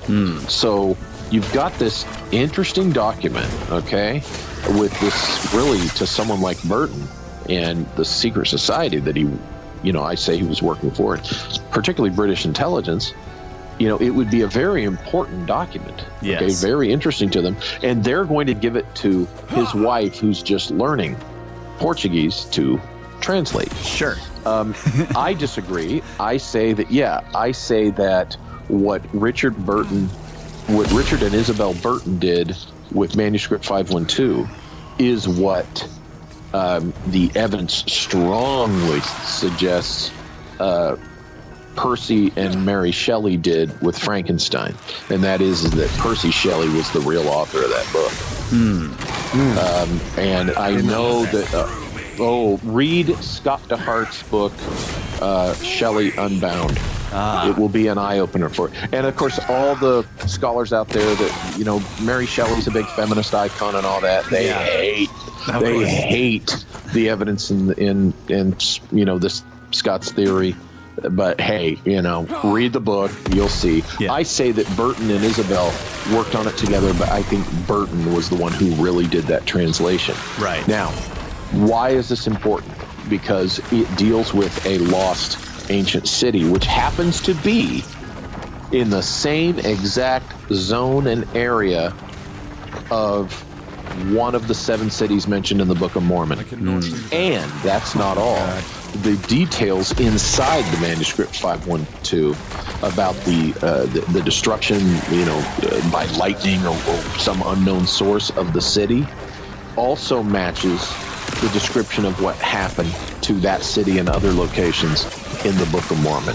So we go back to, with this, manuscript 512 seems to corroborate what is in the Book of Mormon, and more specifically for Burton, whatever it was he learned in Salt Lake 5 years prior. Right. Okay? So, and here he gets his hand on this manuscript and translates it, okay? And then I think it was just a couple of weeks after that, he's off to Brazil, and his wife Isabel follows soon after. Right. Now, Yeah, so just the fact that they even got the document to begin with, you're basically suggesting is no coincidence at all. I don't think. I think it's somewhere in the and I'd have to see the sentence in my book that covers that. Somewhere in the official story of how it got to England. Yeah, I think there was some string pulling and other stuff going on that we don't know about, that Burton and his It was hermetic, orchestrated. Exactly. It was, So, and Burton made that happen, I think. So I've actually read the entire all that's available. I've read the thing verbatim on the podcast before, because once again. Oh, wow. Yes. We have gone through the entire thing piece by piece. And like you talked about, and of course, this is incredibly frustrating when you're reading it, the fact that part of it's damaged, right? It was rolled up, and they claim that, that it was worm ate it. Yeah. Russ always says that the worm ate all the best pyramids. Yeah. They ate the best pyramids out of the story. The worm ate all the best pyramids out of the document. Like, you can tell. It's like, they're like, and then we found, and then there's this giant blank spot, and then they're like, and then the next morning we were camping, and you're like, oh my God. It's incredibly annoying. The next wild thing with the manuscript 512, of course, is the 3 years that Burton spends being a consul. Okay, he goes to the specific region, okay, that the manuscript talks about, that the Book of Mormon talks about. Okay, and he visits, the mining areas, and he does his general. Well, I'm going to do an anthropological and cartographic overview of the area. And he ends up writing the book. It's a 2-volume set, I think, originally. He writes Explorations of the Highlands of Brazil. And that's published in 1869 later. Okay. And what's interesting about that is he does not mention manuscript 512 at all in either volume of the explorations books. Okay. He does not mention anything about Roberto Diaz or the Murabeca mines, which are associated with the Portuguese commander who wrote manuscript 512's account. He doesn't mention anything to give the slightest clue that he's even read manuscript 512, except in the back of volume 2, as an appendix, he includes manuscript 512 and its translation. Wow. Without mentioning a word of it in the text of the very book that's included in the manuscript. That's crazy. Why do you in think in my mind, why? Yeah. I think he was given a huge clue as to what his intention was for South America. I think he was given a huge clue for those who aren't complete boneheads to get what he was really looking for. He was not going through the Central Highlands of Brazil, to inspect, the nut groves or the mines or the fish and game stuff. So no. So you think that in some way or another, because he was basically, he put this in his publicly published books, and you also indicate that you totally believe, and I completely agree with you, that he was making classified reports that remain classified to this day, but he wanted in some way or another, like he couldn't just totally come out and say it, but he wanted to give the public an indication because he in some way wanted the greater public to have a way to find out what's going on here. Is that what you're talking about? Exactly. Yeah, I think so. I think so because I think when you read his, and I read it cover to cover, both volumes, when you read the explorations in the Central Highlands of Brazil, it was a recon. It was a total recon of what his, this big mysterious expedition that I proposed. What he was actually doing. I just want to say that after reading about that manuscript in your book and then going and looking at it online, I have you to thank for many sleepless nights on Google Earth looking for that freaking city. I freaking looked all over the place thinking like there's enough indications in this document. Like, okay, we've got this. I mean, the guy talks about they're looking at these mountains of crystal. And like I'm like, okay, surely I could find crystal mountains in Google Earth. Nope. And there are places on Google Earth in that area that are covered in clouds in the Google Earth pictures. The only places... Yes. That drives me nuts. Like, you can look at anywhere else on Earth, and there's no cloud cover because they take the satellite pictures and put them in there that don't have any, except that there are some of these pictures in this area on Google Earth where the whole place is covered in clouds and you can't see the ground. You can't see it. I think to this day, the organizations in the know that know what's really in that jungle and know what's true about manuscript 512 are definitely camouflaging and keeping it from us. But to go back to this is where I think the thing that really sparked young Burton's interest in the mysteries of South America was he was for years a huge fan of this poet. I always mispronounce it. It's Camões or Camoens. Hey, we have a long tradition of totally butchering people's names on this show. Okay, good. well, Camões was the author of O Luciatus, this epic, adventure told in verse. Okay, in that talks about also those crystal mountains you're talking about, and it also suggests that Vasco da Gama, even though the historical record tells us that he only came within 600 miles of the South American coast, the O Luciatus suggests that he actually came to South America. It says as much. When you read O Luciatus, it reads like a secret report that Vasco da Gama did, okay? Yes. Of a clandestine undercover expedition to South America. Because you go back to manuscript 512, you do a comparison between O Luciatus stanzas of that and manuscript 512, you find all sorts of almost identical descriptions, and the crystal surface of the mountain, what you're talking about, is one of those things that's found both in O Luciatus and in manuscript 512. And as you know, I do a side-by-side kind of comparison of both those texts. You actually have it in the book. The through matted brakes of thorn and briar, bestrewed with splintered flint, winds the steep, slippery road. She spake, and smiling caught the hero's hand. And on the mountain summit soon they stand, a beauteous lawn with pearl enameled o'er, emerald and ruby as the gods of yore, so on and so forth. Oh my goodness. I mean, I remember getting that part in the book, and I was just like, holy crap, this is so awesome. Yeah, it's the whole thing is holy crap. You know, as you go through it, it just you're like, oh my god, yeah, you know, what's really going on here? Yes, and yeah, so you know, here he is.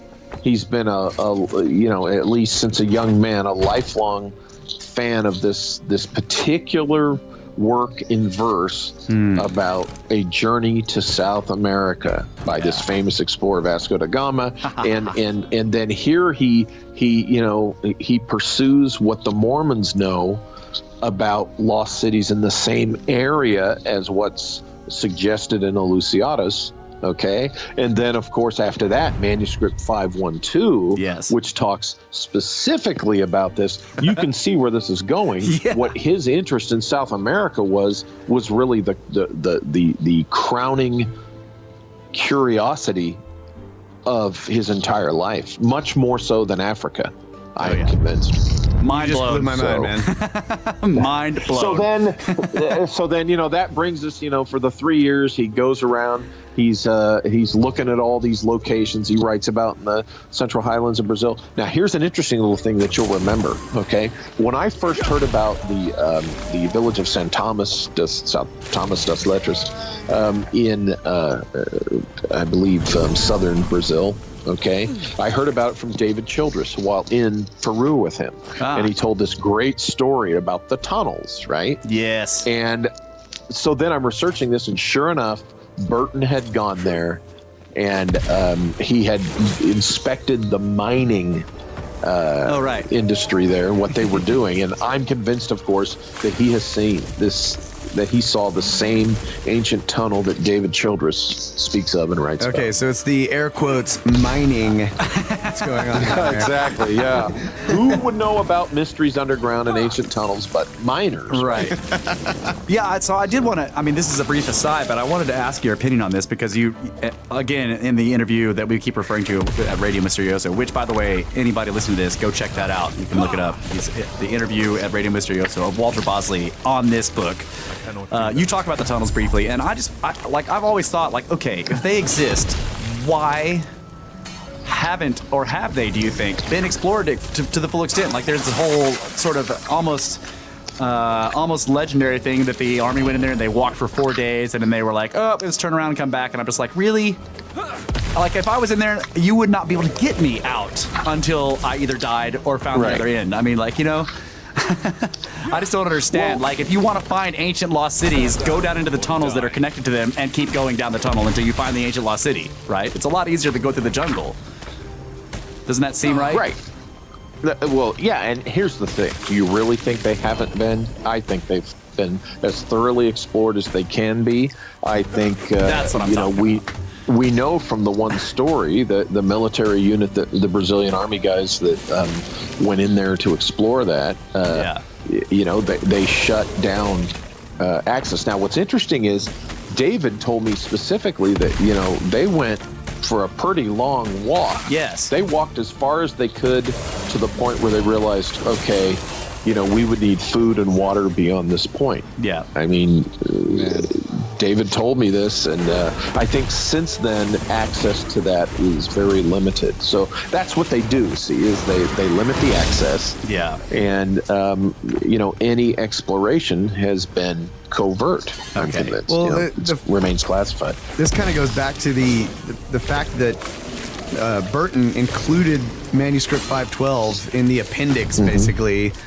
Like this idea that you have that he was trying to get it out there in a way without really saying it is saying that there was already at that time some power that was saying don't tell talk people about this. Yeah. Like, don't tell anyone about this.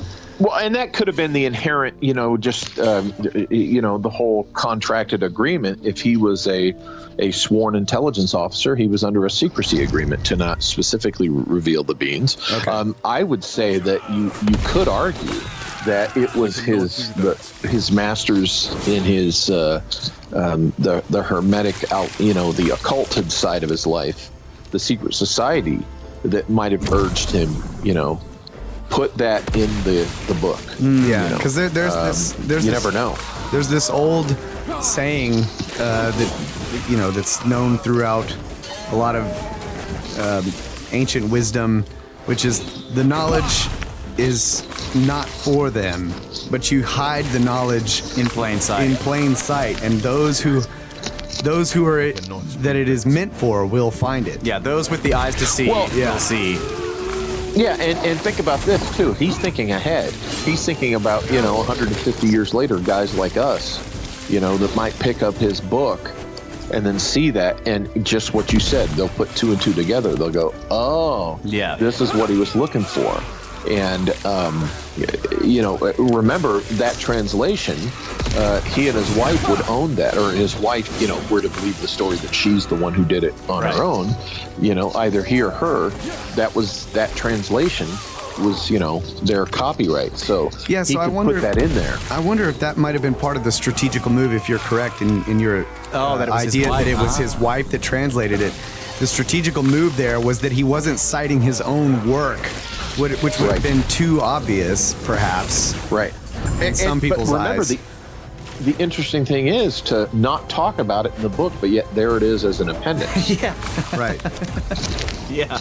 Wow, what's going on here, Richard? And what's going on there is he's giving a huge clue as to what he's really doing when he's when he's about to disappear into that wilderness. Right. And, so let's get to that. He up to the point and he vanishes. What's the deal there? How does that go? Well, he packs up and sends Isabel back to England. She knows that he's going to be going off on one of his adventures.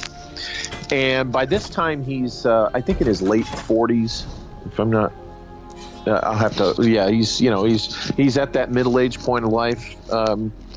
And he ends his duty as a British consul, and he heads down into Argentina. He goes to Buenos Aires, and while he's there, he's drinking it up and just kind of bragging about how he's going to go across the Andes. I mean, he's bragging, every day. I'm going to go across the Andes. I'm going to, go into Chile, and he's just drinking and he's just not making a good impression. And there's this one guy who's a local official from the local embassy there. I think it wasn't Tutal. It was the other guy who I kind of poked fun at. If you recall, it's the one who takes offense at Burton's rough exterior. Right, he's he's a scoundrel. Yes. Burton, he's so it's like, get the smelling salts. This guy's in love. But I make some comment about the guy like that. Anyway, I argue that what he was doing was setting up his identity. Now he was Richard Burton. He wasn't being another guy, but what he was still doing was creating his Richard Burton persona. Okay, of being like a hard ass. Of being a hard ass, yeah, but also maybe being vulnerable. Oh, I'm drinking too much. Oh, remember, South America, it was still very much the Wild West. Yes. Okay, and that area, that wilderness he was about to go into was very rough. There were tough, rough men there. Still is. And it still is. Yeah. And in those days especially. Right. And also the other thing he was doing, remember I said he was bragging loudly for everyone to hear about a particular direction he was going to go. I'm going to head west from here. I'm going to the Andes. I'm going to Chile. I'm always hammered. I'm always hammered, which I argue was BS, okay, because there's no record of him, going very far in that direction after he left Buenos Aires. No record in Chile. He disappears for a few months and he ends up in Lima, Peru, quite a ways north of where he said he was going to be. Okay, so what I argue is he was setting up his cover for action, just like you said. I'm always hammered. I'm going to cross the Andes, blah, blah, blah. What he does is he arranges for he and his associate, I'm going to get the first name right, Army Major Francis Ignacio Rickard, who I believe was the mining expert. And they're going to meet. I just want to make this fascinated me, and this is just because in a lot of ways I'm like a nerd on this kind of stuff. But the names there are strange to me.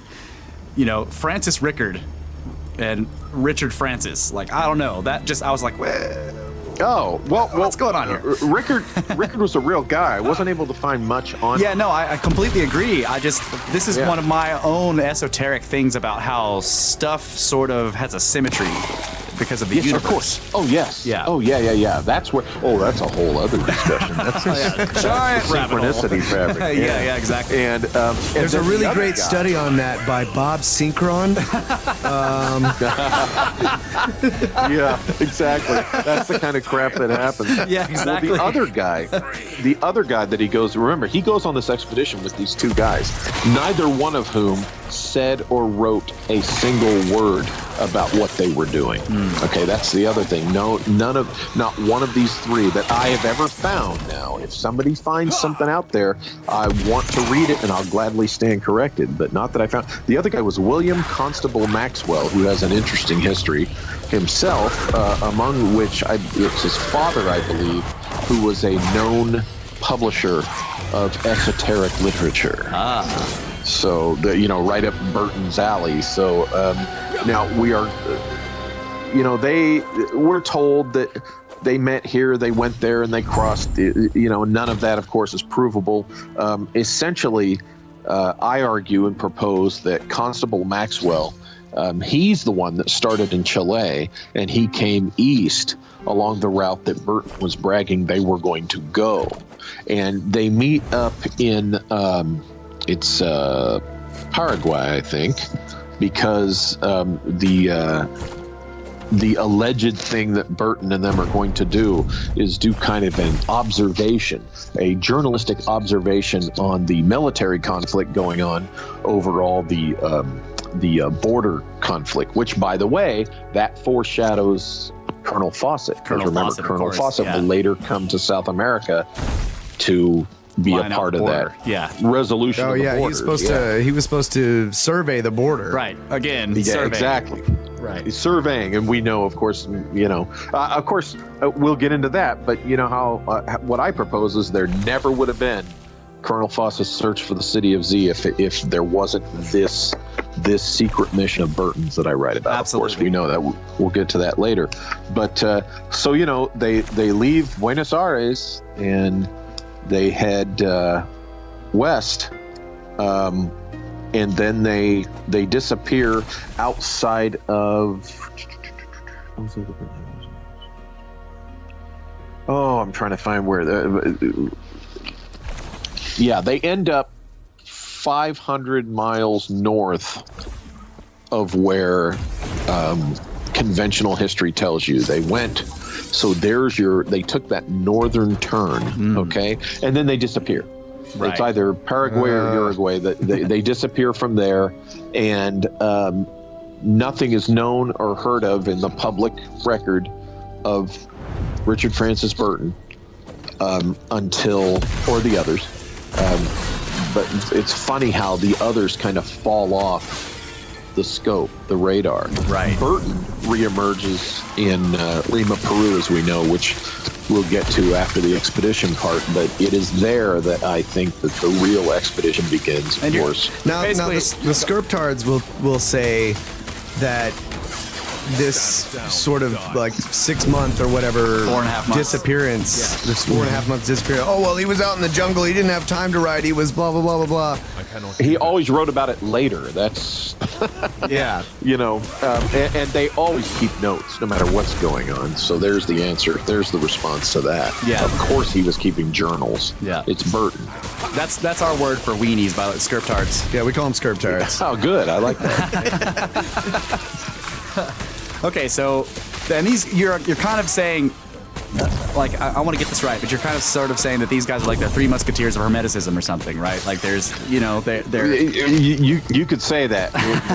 They're a trio of guys with common interest, and off they go on this adventure, which essentially, I think they start at the tunnels. I think they start at St. Thomas das Lettres. It may be that very tunnel that David Childers told me about, and that you can read about in books. Yeah. And you can see the entrance of in the tourist village.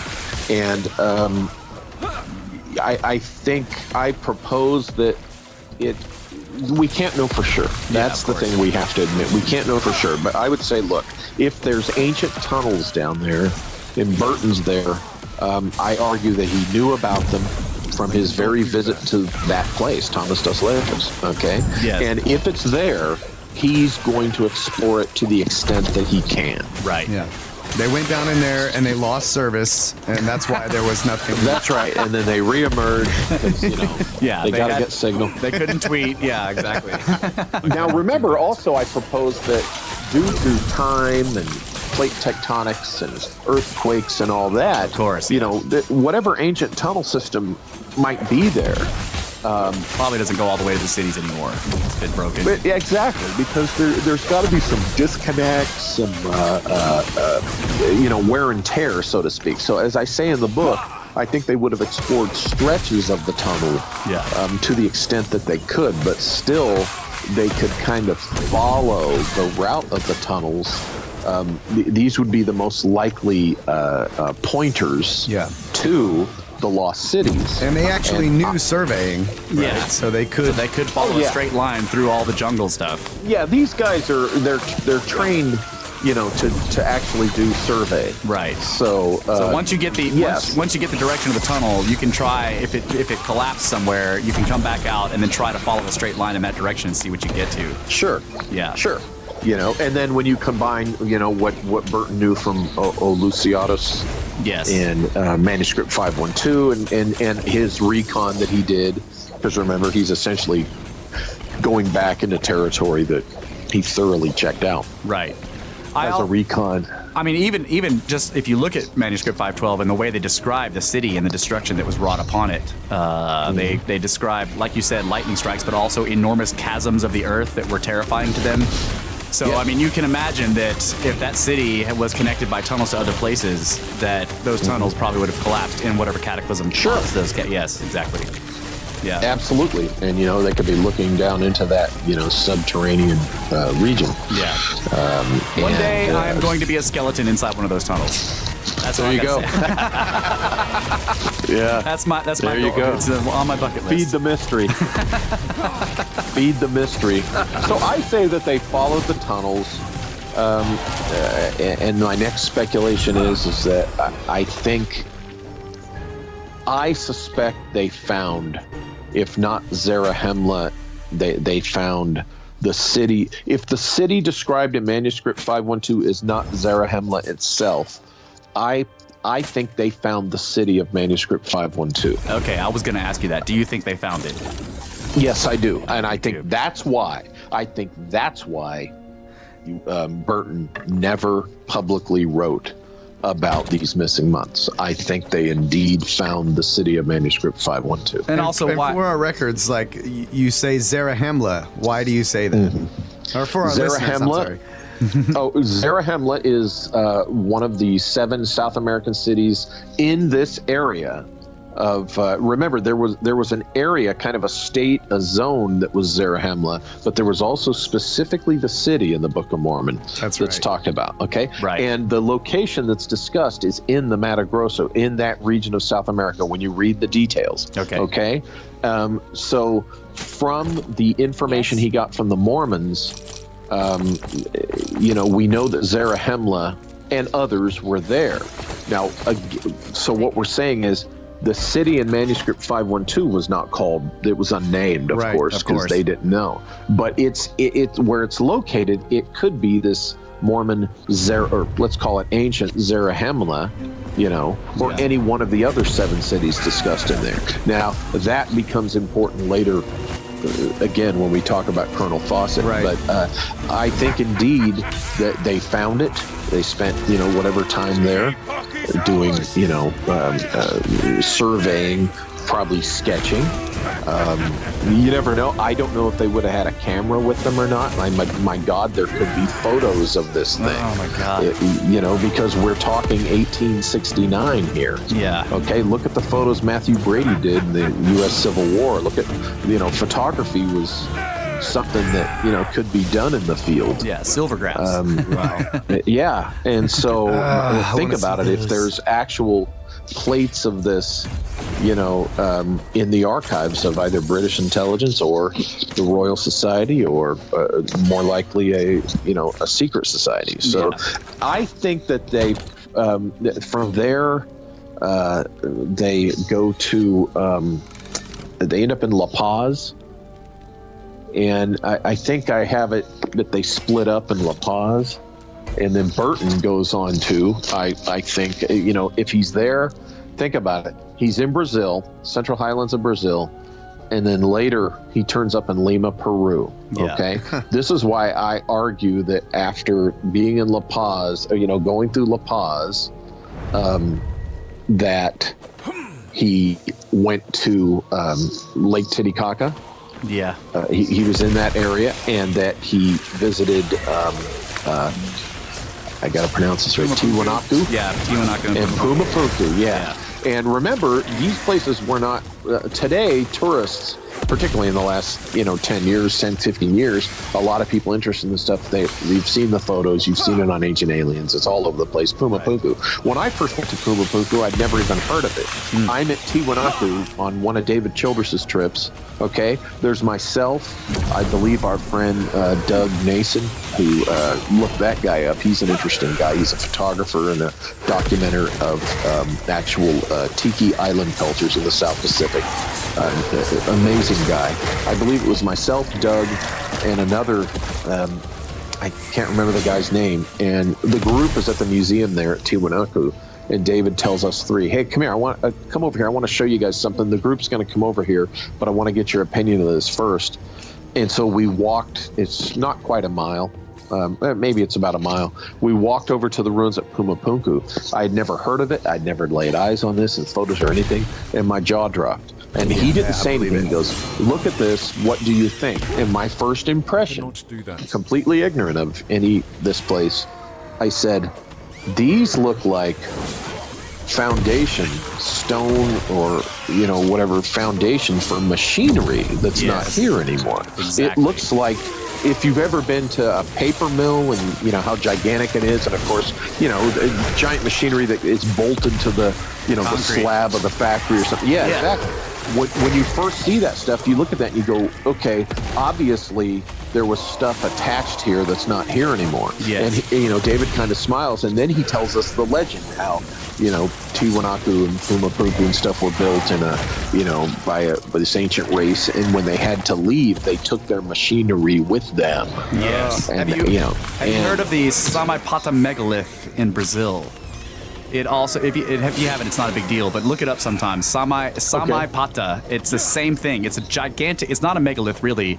It's a huge outcropping of rock that sticks, and it's at the same height basically as Pumapunku. It's up there at 11,000 feet or whatever. It's this mountain, rocky outcrop that has been carved into what looks like a place where gigantic machinery was attached to it. It's just excellent. I got to check that out. yeah. Okay. Samaipata. Yeah. It is unbelievable. It sounds familiar, so I'll probably recognize it if I've heard of it. I'm sure but you will, yeah. I will definitely take another look at it. Yeah. So I think, he was one of the first, British people, or, British explorers, I should say, who visited those sites. I think they had, Tiwanaku had been documented, but it was in the early days of archaeological investigation of it. And I'm sure that his impression of Pumapunku would be similar to, ours, what we're talking about, our impressions are. And think about it, if his entire adult life he was searching for the lost technology of the forgotten civilization, boom, as well as the city of Manuscript 512. Here's this Puma Punku site, for crying out loud. Right. It's the lost city of H. Yeah, exactly. On the one hand, you could say, no wonder when he's seen again, he's just sitting there in a bar, catatonic, just drinking in Lima, Peru. Right. He's like, what the hell is the real history of this world? Yeah. Of course, I think there was more to that. I think that Partially it was a cover, you're saying? Oh, it was a cover. Yeah. It was a cover. But at the same time, he really had his mind blown out there in the jungle. Oh, sure. Yeah. Oh, sure. I'm sure he had his mind blown even for him. Yeah. But remember, the key to why I think it was a cover is Mary Lovell writes this in her biography. It just so happens that a guy from the consulate, maybe it's the embassy or whatever, the foreign office there in Lima, British foreign office, golly, just happens to walk into this pub, this cantina, and recognize Burton. And just happens to know what his next assignment's going to be, and just happens to want to congratulate him. Well, I think that's BS. Yeah. I think that guy knew, I think he was also British intel. He knew exactly where to find Burton, and he was informing Burton of his next assignment. Yeah. And Lovell writes in her book, at that point, Burton sets the glass and the bottle aside, stands up, and shrugs off his mood like he's taking off an old coat. Right. And suddenly he's alert, he's the professional Burton, and he leaves the bar. Shedding a snakeskin. The mission is over. The mission is over. In fact, at the end of my book, I believe after he does that's because that's in my epilogue. Yeah. He shrugged off his depression like a damp overcoat, is what she referenced. He just goes about his business. The last sentence of the book, of course, is the secret mission was over. Right. But okay. So quick correction: it's the Samaipata megalith is in Bolivia. Sorry, not Brazil, but it's in. Oh, okay. Yeah, but that's next door. See, this is the thing. That's Bolivia's next door to Bolivia. The border of Peru and Bolivia is on Lake Titicaca. So. Oh yeah. When I went with that, hey, talk about an adventure. I have to tell you guys sometime. You probably heard me talk about it on Greg's show, perhaps. But the day we went to Lake Titicaca and we took a boat excursion out to the Island of the Sun and the Island of the Moon, and all that stuff. It was a beautiful day. I could show you photographs. I mean, the classic, it's true, not a cloud in the sky, deep blue, beautiful sky, sunny weather, right? Yeah. We're about 45 minutes away we're on the lake on this boat. We're about 45 minutes away from arriving at the little port village, okay, where we're going to get off the boat after this day. And a storm rolls in, the darkest, blackest clouds you ever saw. A storm rolls in, okay? It is one of the worst storms I've ever encountered, personally. Wow. We're up there in Lake Titicaca. This boat, we find out, first of all, there's probably about 25 of us. The crew's like three or four guys. There's probably about 25 tourists, our group and some others on this boat, and actually about 30. And there's only enough life jackets for 10 people. Oh, God. We found out that they had replaced the boat motor, with the motor of a VW Beetle. Oh my gosh. It's like two VW Beetle motors instead of the actual motor that's supposed to be in there. They do not have a radio. They do not have a compass. And there's no running lights on this boat. We are in darkness. I gave them my caving lantern, you strap to your forehead. Yeah. I gave that to the guy so that they could go out on the bowsprit and just kind of aim it around to see if anyone saw them. Now, huge bolts of lightning are crashing all around this boat. Me and David and Doug and two or three other guys, we're out there laughing our asses off until we realize, oh man, we could die out here from the lightning or if the boat goes down. Yeah. And it took us an additional 3.5 hours to get back through that storm. So it was late at night. We get back, we're all soaked. And the villagers were out there gathered at the little pier because they thought that the boat had gone down. Never let go. You know, and that was one of the greatest. I love that. We could have died, and I'm a terrible swimmer. So if that boat, something happened to that boat, you know, it would have been I would have been that skeleton in the bottom of the lake. It's also 11,000 feet and hard to breathe and freezing cold, right? Exactly. Yeah, I would have been dead. You know, no life jacket. But hey, oh man. And I have it on video, and Greg Bishop is actually trying to save the video because it's an old videotape. Oh yeah. And that's what we call a long glad. Story there, but yeah, we call that glad. Get lost and die. Yeah. So that's what happened to us there, and then you were talking about how close. What reminded me of that is, you know, Bolivia is. Yeah. I believe it was that night we drove into our hotel in La Paz. Oh yeah. And so we stayed in La Paz. So I have been to several of the places, of course, that, you know, I talk about in this book.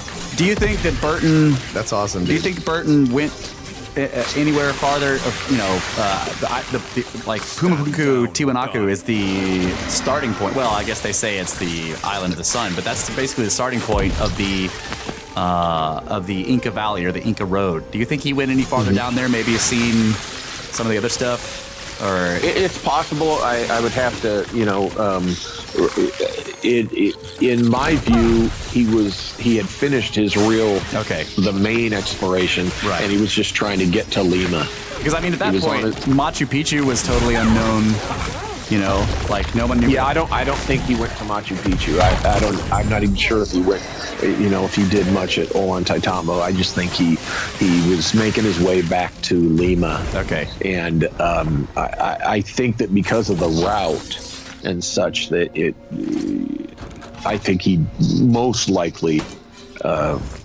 I can confidently speculate that, you know, he went to Tiwanaku and Pumapunku. Right. But he could have seen more than that. That's just it. That's the point of all this is we don't know. Yeah. I mean, right about it. At the very least, up in that area are the Silastani or Cholpa towers, which are also right.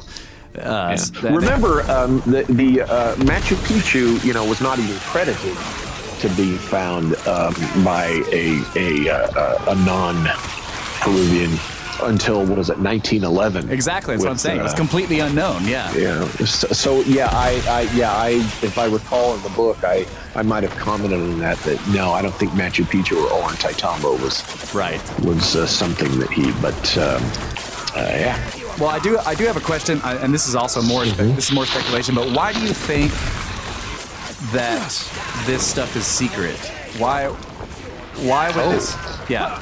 Why will governments concrete up the entrances to the tunnels? Why if somebody has found these things, why are they so secret? What's the deal? What do you think about that? Because first of all, it's evidence of the true history of this world. Yes. This planet, you know, humankind and such, which, you know, is outside that model that has been determined, model. To be the model that we're supposed to accept.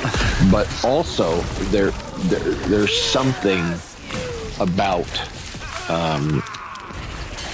all of this that really suggests certain technologies that they want to capture and recreate, but also that they want to suppress the knowledge of, so that it can be taken advantage of in a covert way. I mean, you know, but it goes back to the knowledge is power thing. All right, that's basically the idea we get too. Yeah, but it has both to do with, like, there are these elites in some way, but does that imply that this hermetic possible organization that he worked for was in some way involved in this, or do you think those guys were more?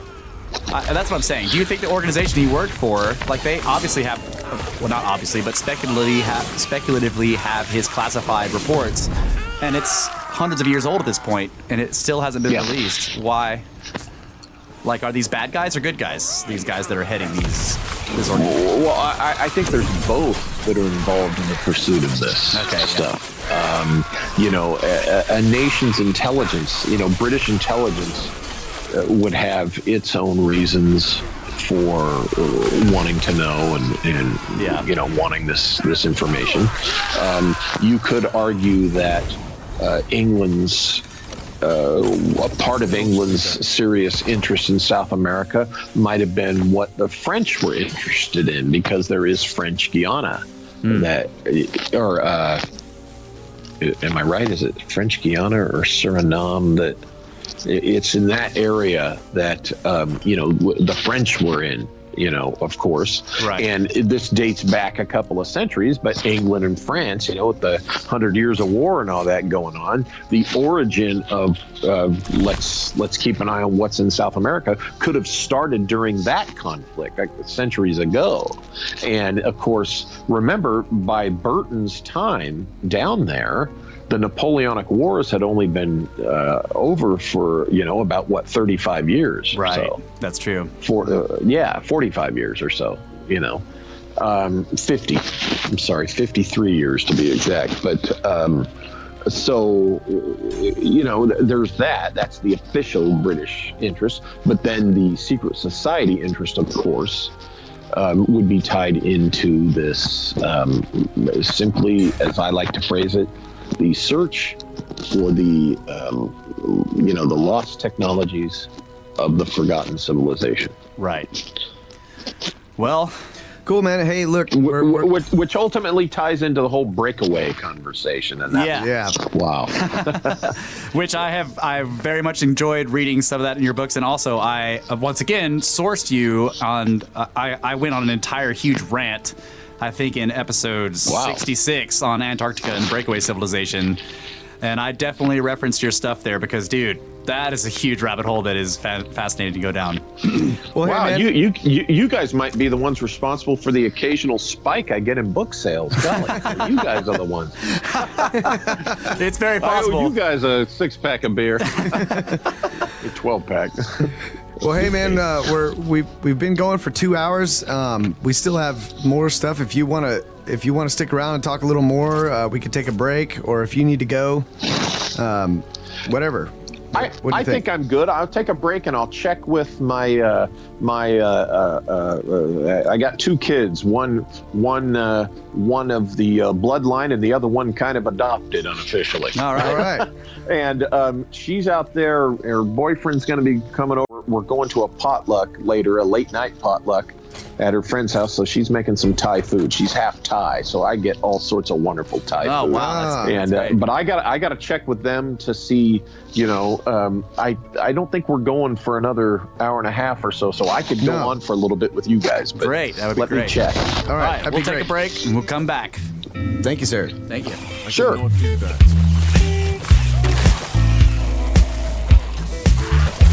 cannot do that.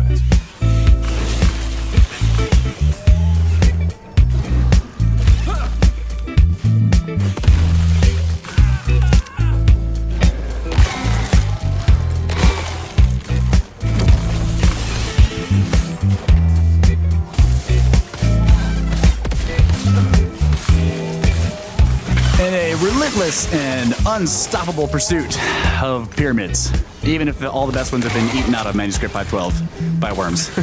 We are back with Walter Bosley talking about his book, Secret Missions to the Lost Expedition of Sir Richard Francis Burton. This has been a fantastic interview so far. So we want to pull it together.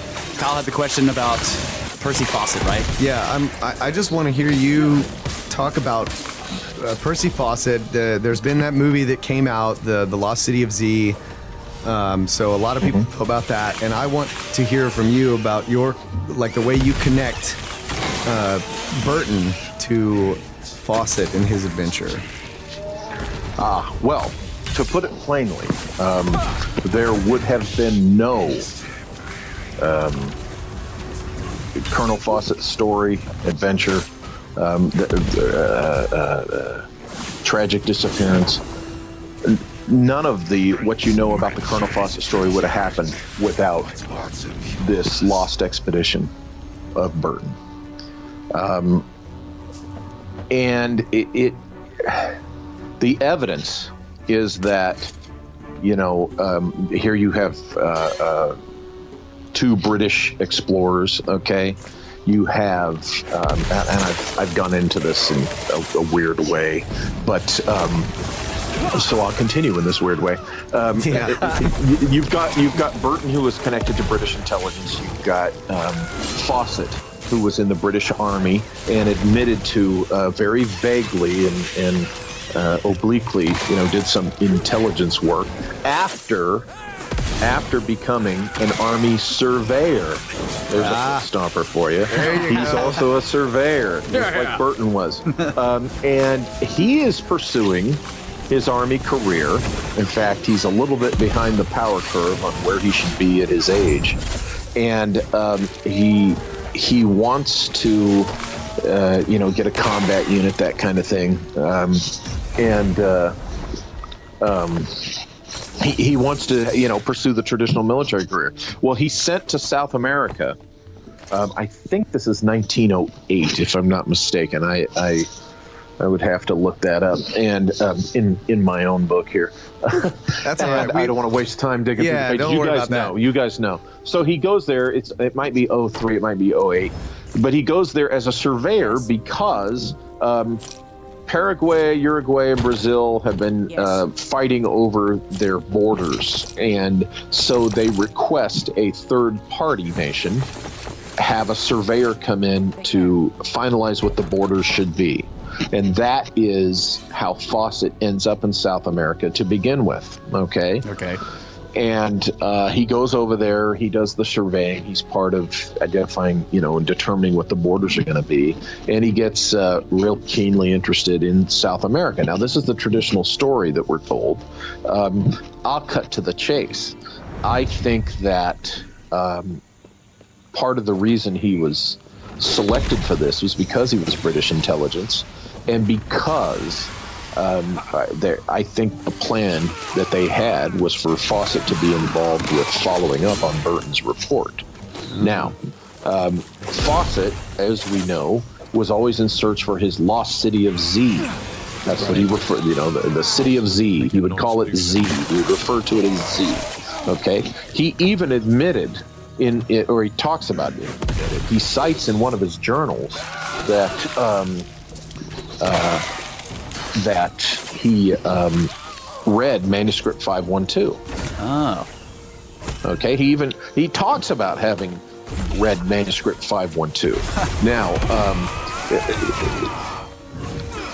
what's interesting is his lost city of Z, okay, which he never identifies as Zarahemla, but from what we've just been talking about for 2 hours, from the Mormon history of South America, they mention this lost city called Zarahemla, and from what Burton was running around doing, what we've been talking about for 2 hours, you just do the math. Right. There's no way that if here's a guy who was also British intelligence, also a surveyor, by the way, and had also read manuscript 512, also becomes famous for searching for a lost city in South America, and he refers to that city as Z.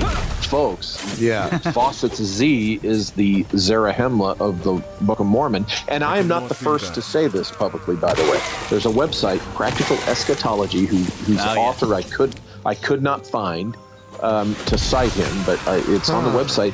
This is the person who first poses the question a few years back, is Fawcett's Z Zarahemla? What I have contributed to answer his question is the answer is yes, and my contribution is this lost expedition of Burton. I think that answers the question posed on that website. I think the answer is yes. Absolutely. I think Fawcett had access to Burton's classified reports. So I think, Okay, so this is, again, you'll have to speculate because no one knows, but do you think Fawcett found the city, or did he just die trying? It's possible that he did find the city. Yeah, and it's likely that, obviously that both. He found it and he died either trying to get back or while he was there. I don't. Here's the thing. Regarding that film, Lost City of Z, I recommend it to all Fawcett fans who haven't seen it, because here's why. The producers and the director, they're very fair to the legend. The book that it's based on, I just disagree with the author's conclusion.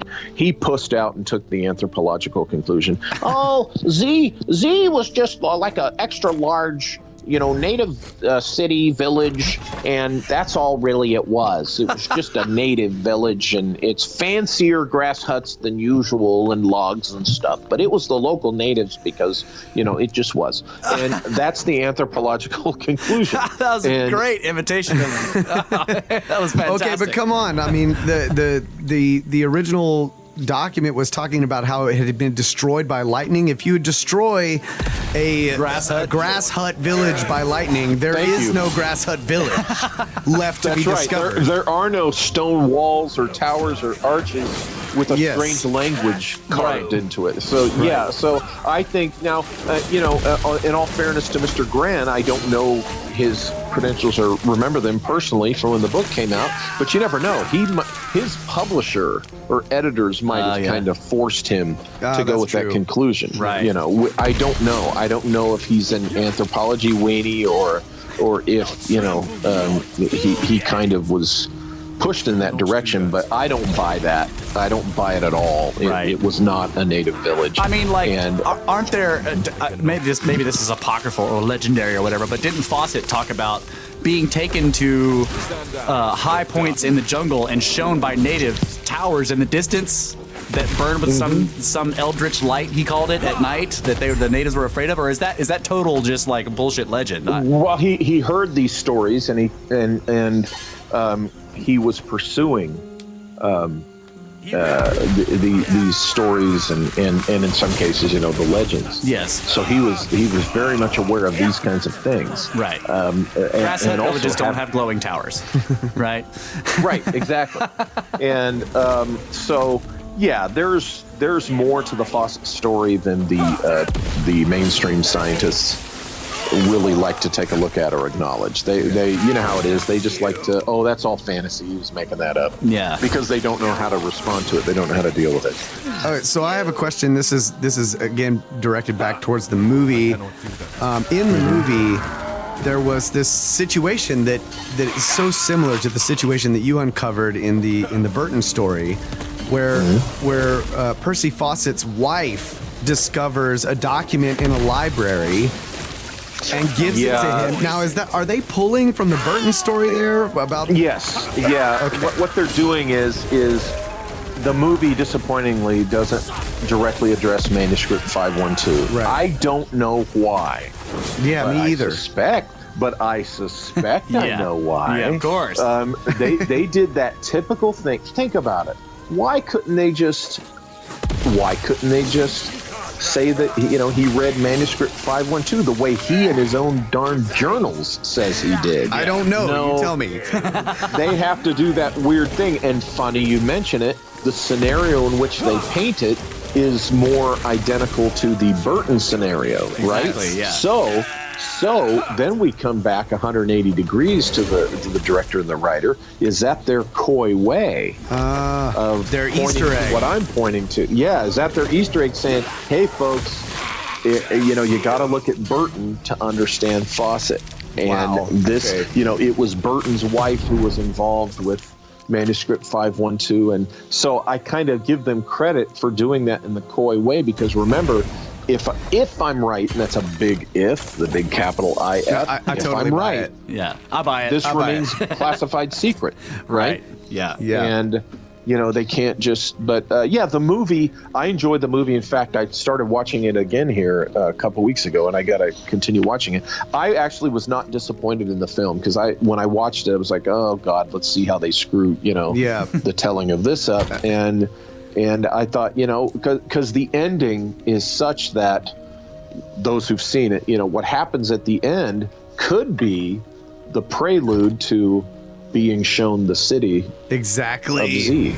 Oh, I totally agree. I had to give my wife the disclaimer before we started the movie, and I was like, look, I don't know what they're going to do to this. Let's check it out. And then I was really happy with the way they did it. But I had to explain to her when that document, it's like this single-page letter that Fawcett's wife produces. I'm like, that's got to be manuscript 512, which is not one page, and it's not a letter. It was a report. But I didn't know at that time. I didn't know the Burton story, so it was just fascinating to me the correlation there, and so that's really cool.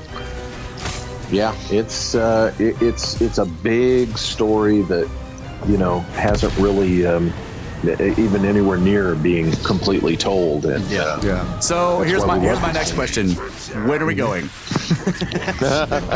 Here's what's interesting. Back when David Childress first told me about the tunnel thing, I was in my past career, and at that time I was making the best money of my life that I had made. Because before that I was a government employee. So I was making real world money. When I was in counterterrorism, so I had a little bit of money to throw into it, and David and I talked about putting together an expedition to actually go into the tunnel at São Tomás das Letras and go as far as the Brazilian Army Patrol went. We were going to go as far in to where we found the larger room from which 3 more tunnels radiated. Which was apparently like 4 days of walking. Yeah, a 4 days walk into that point, and I was putting together the team.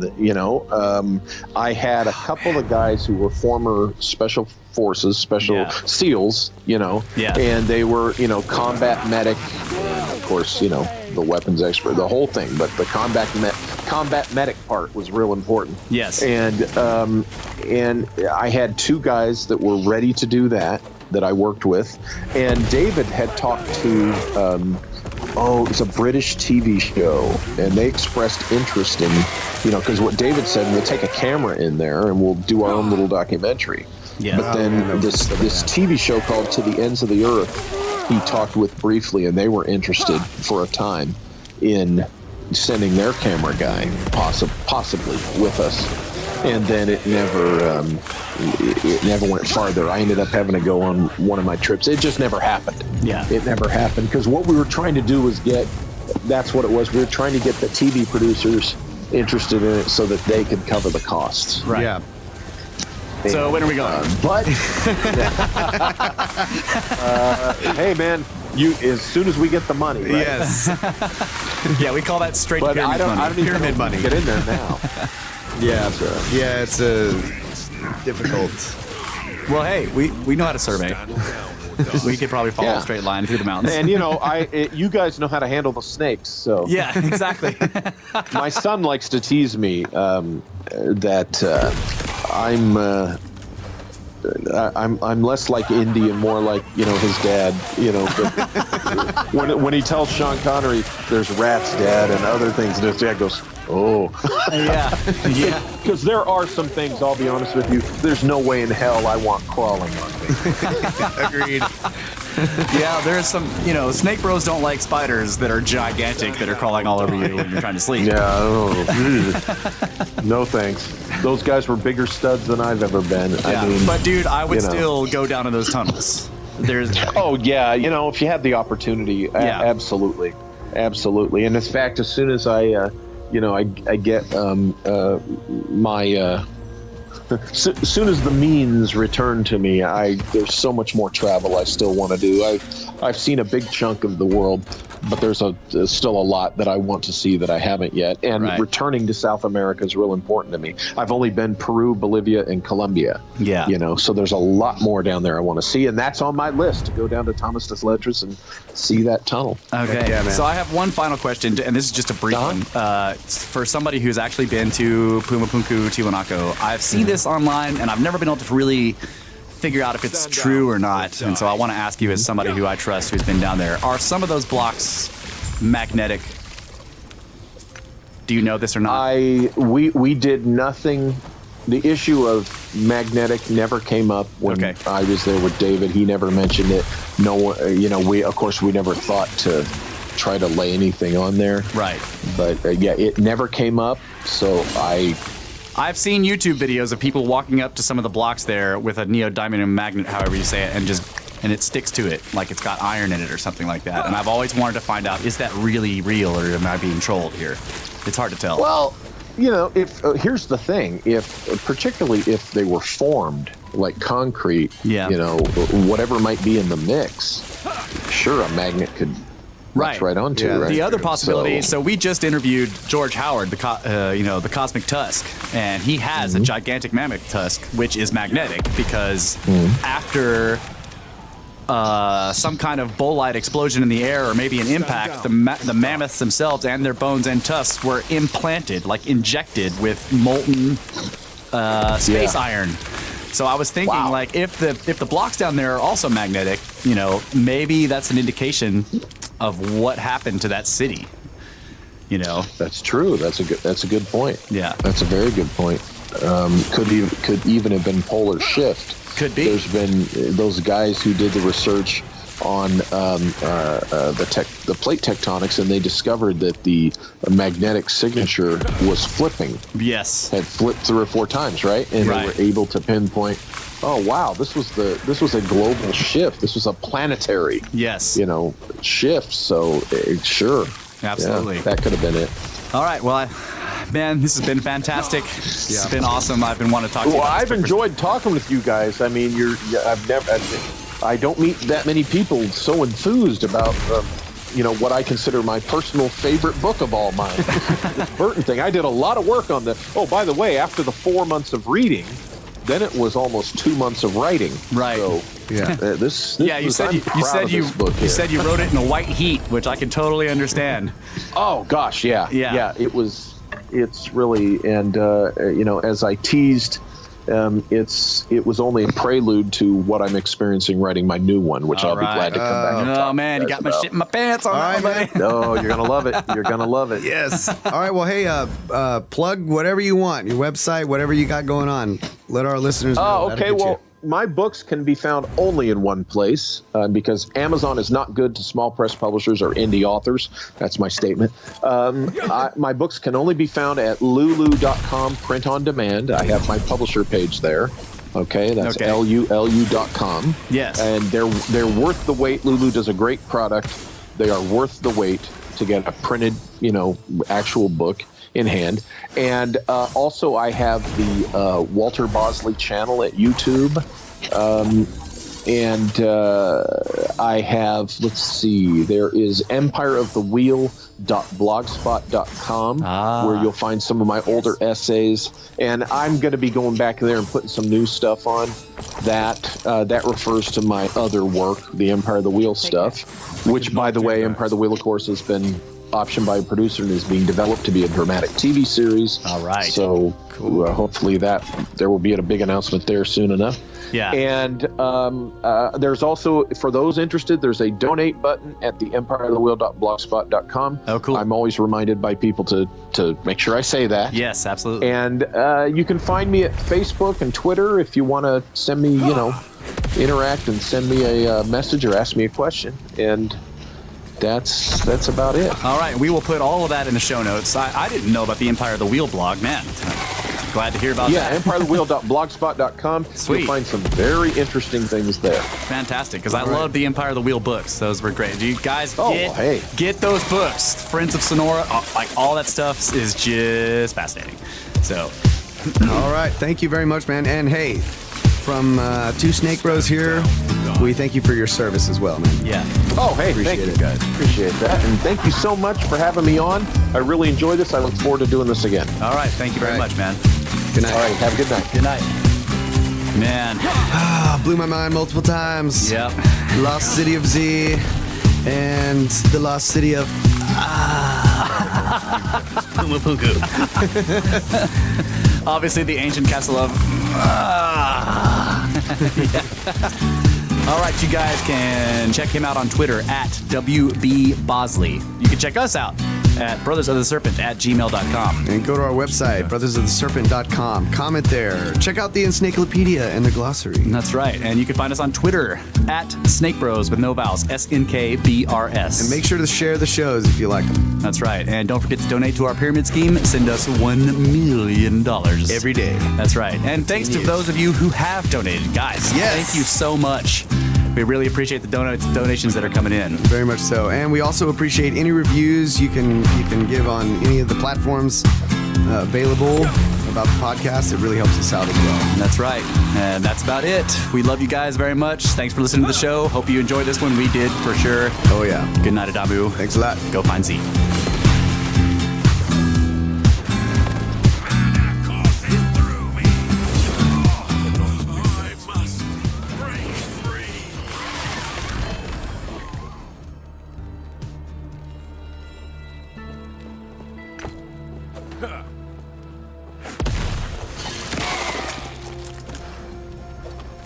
Stand down.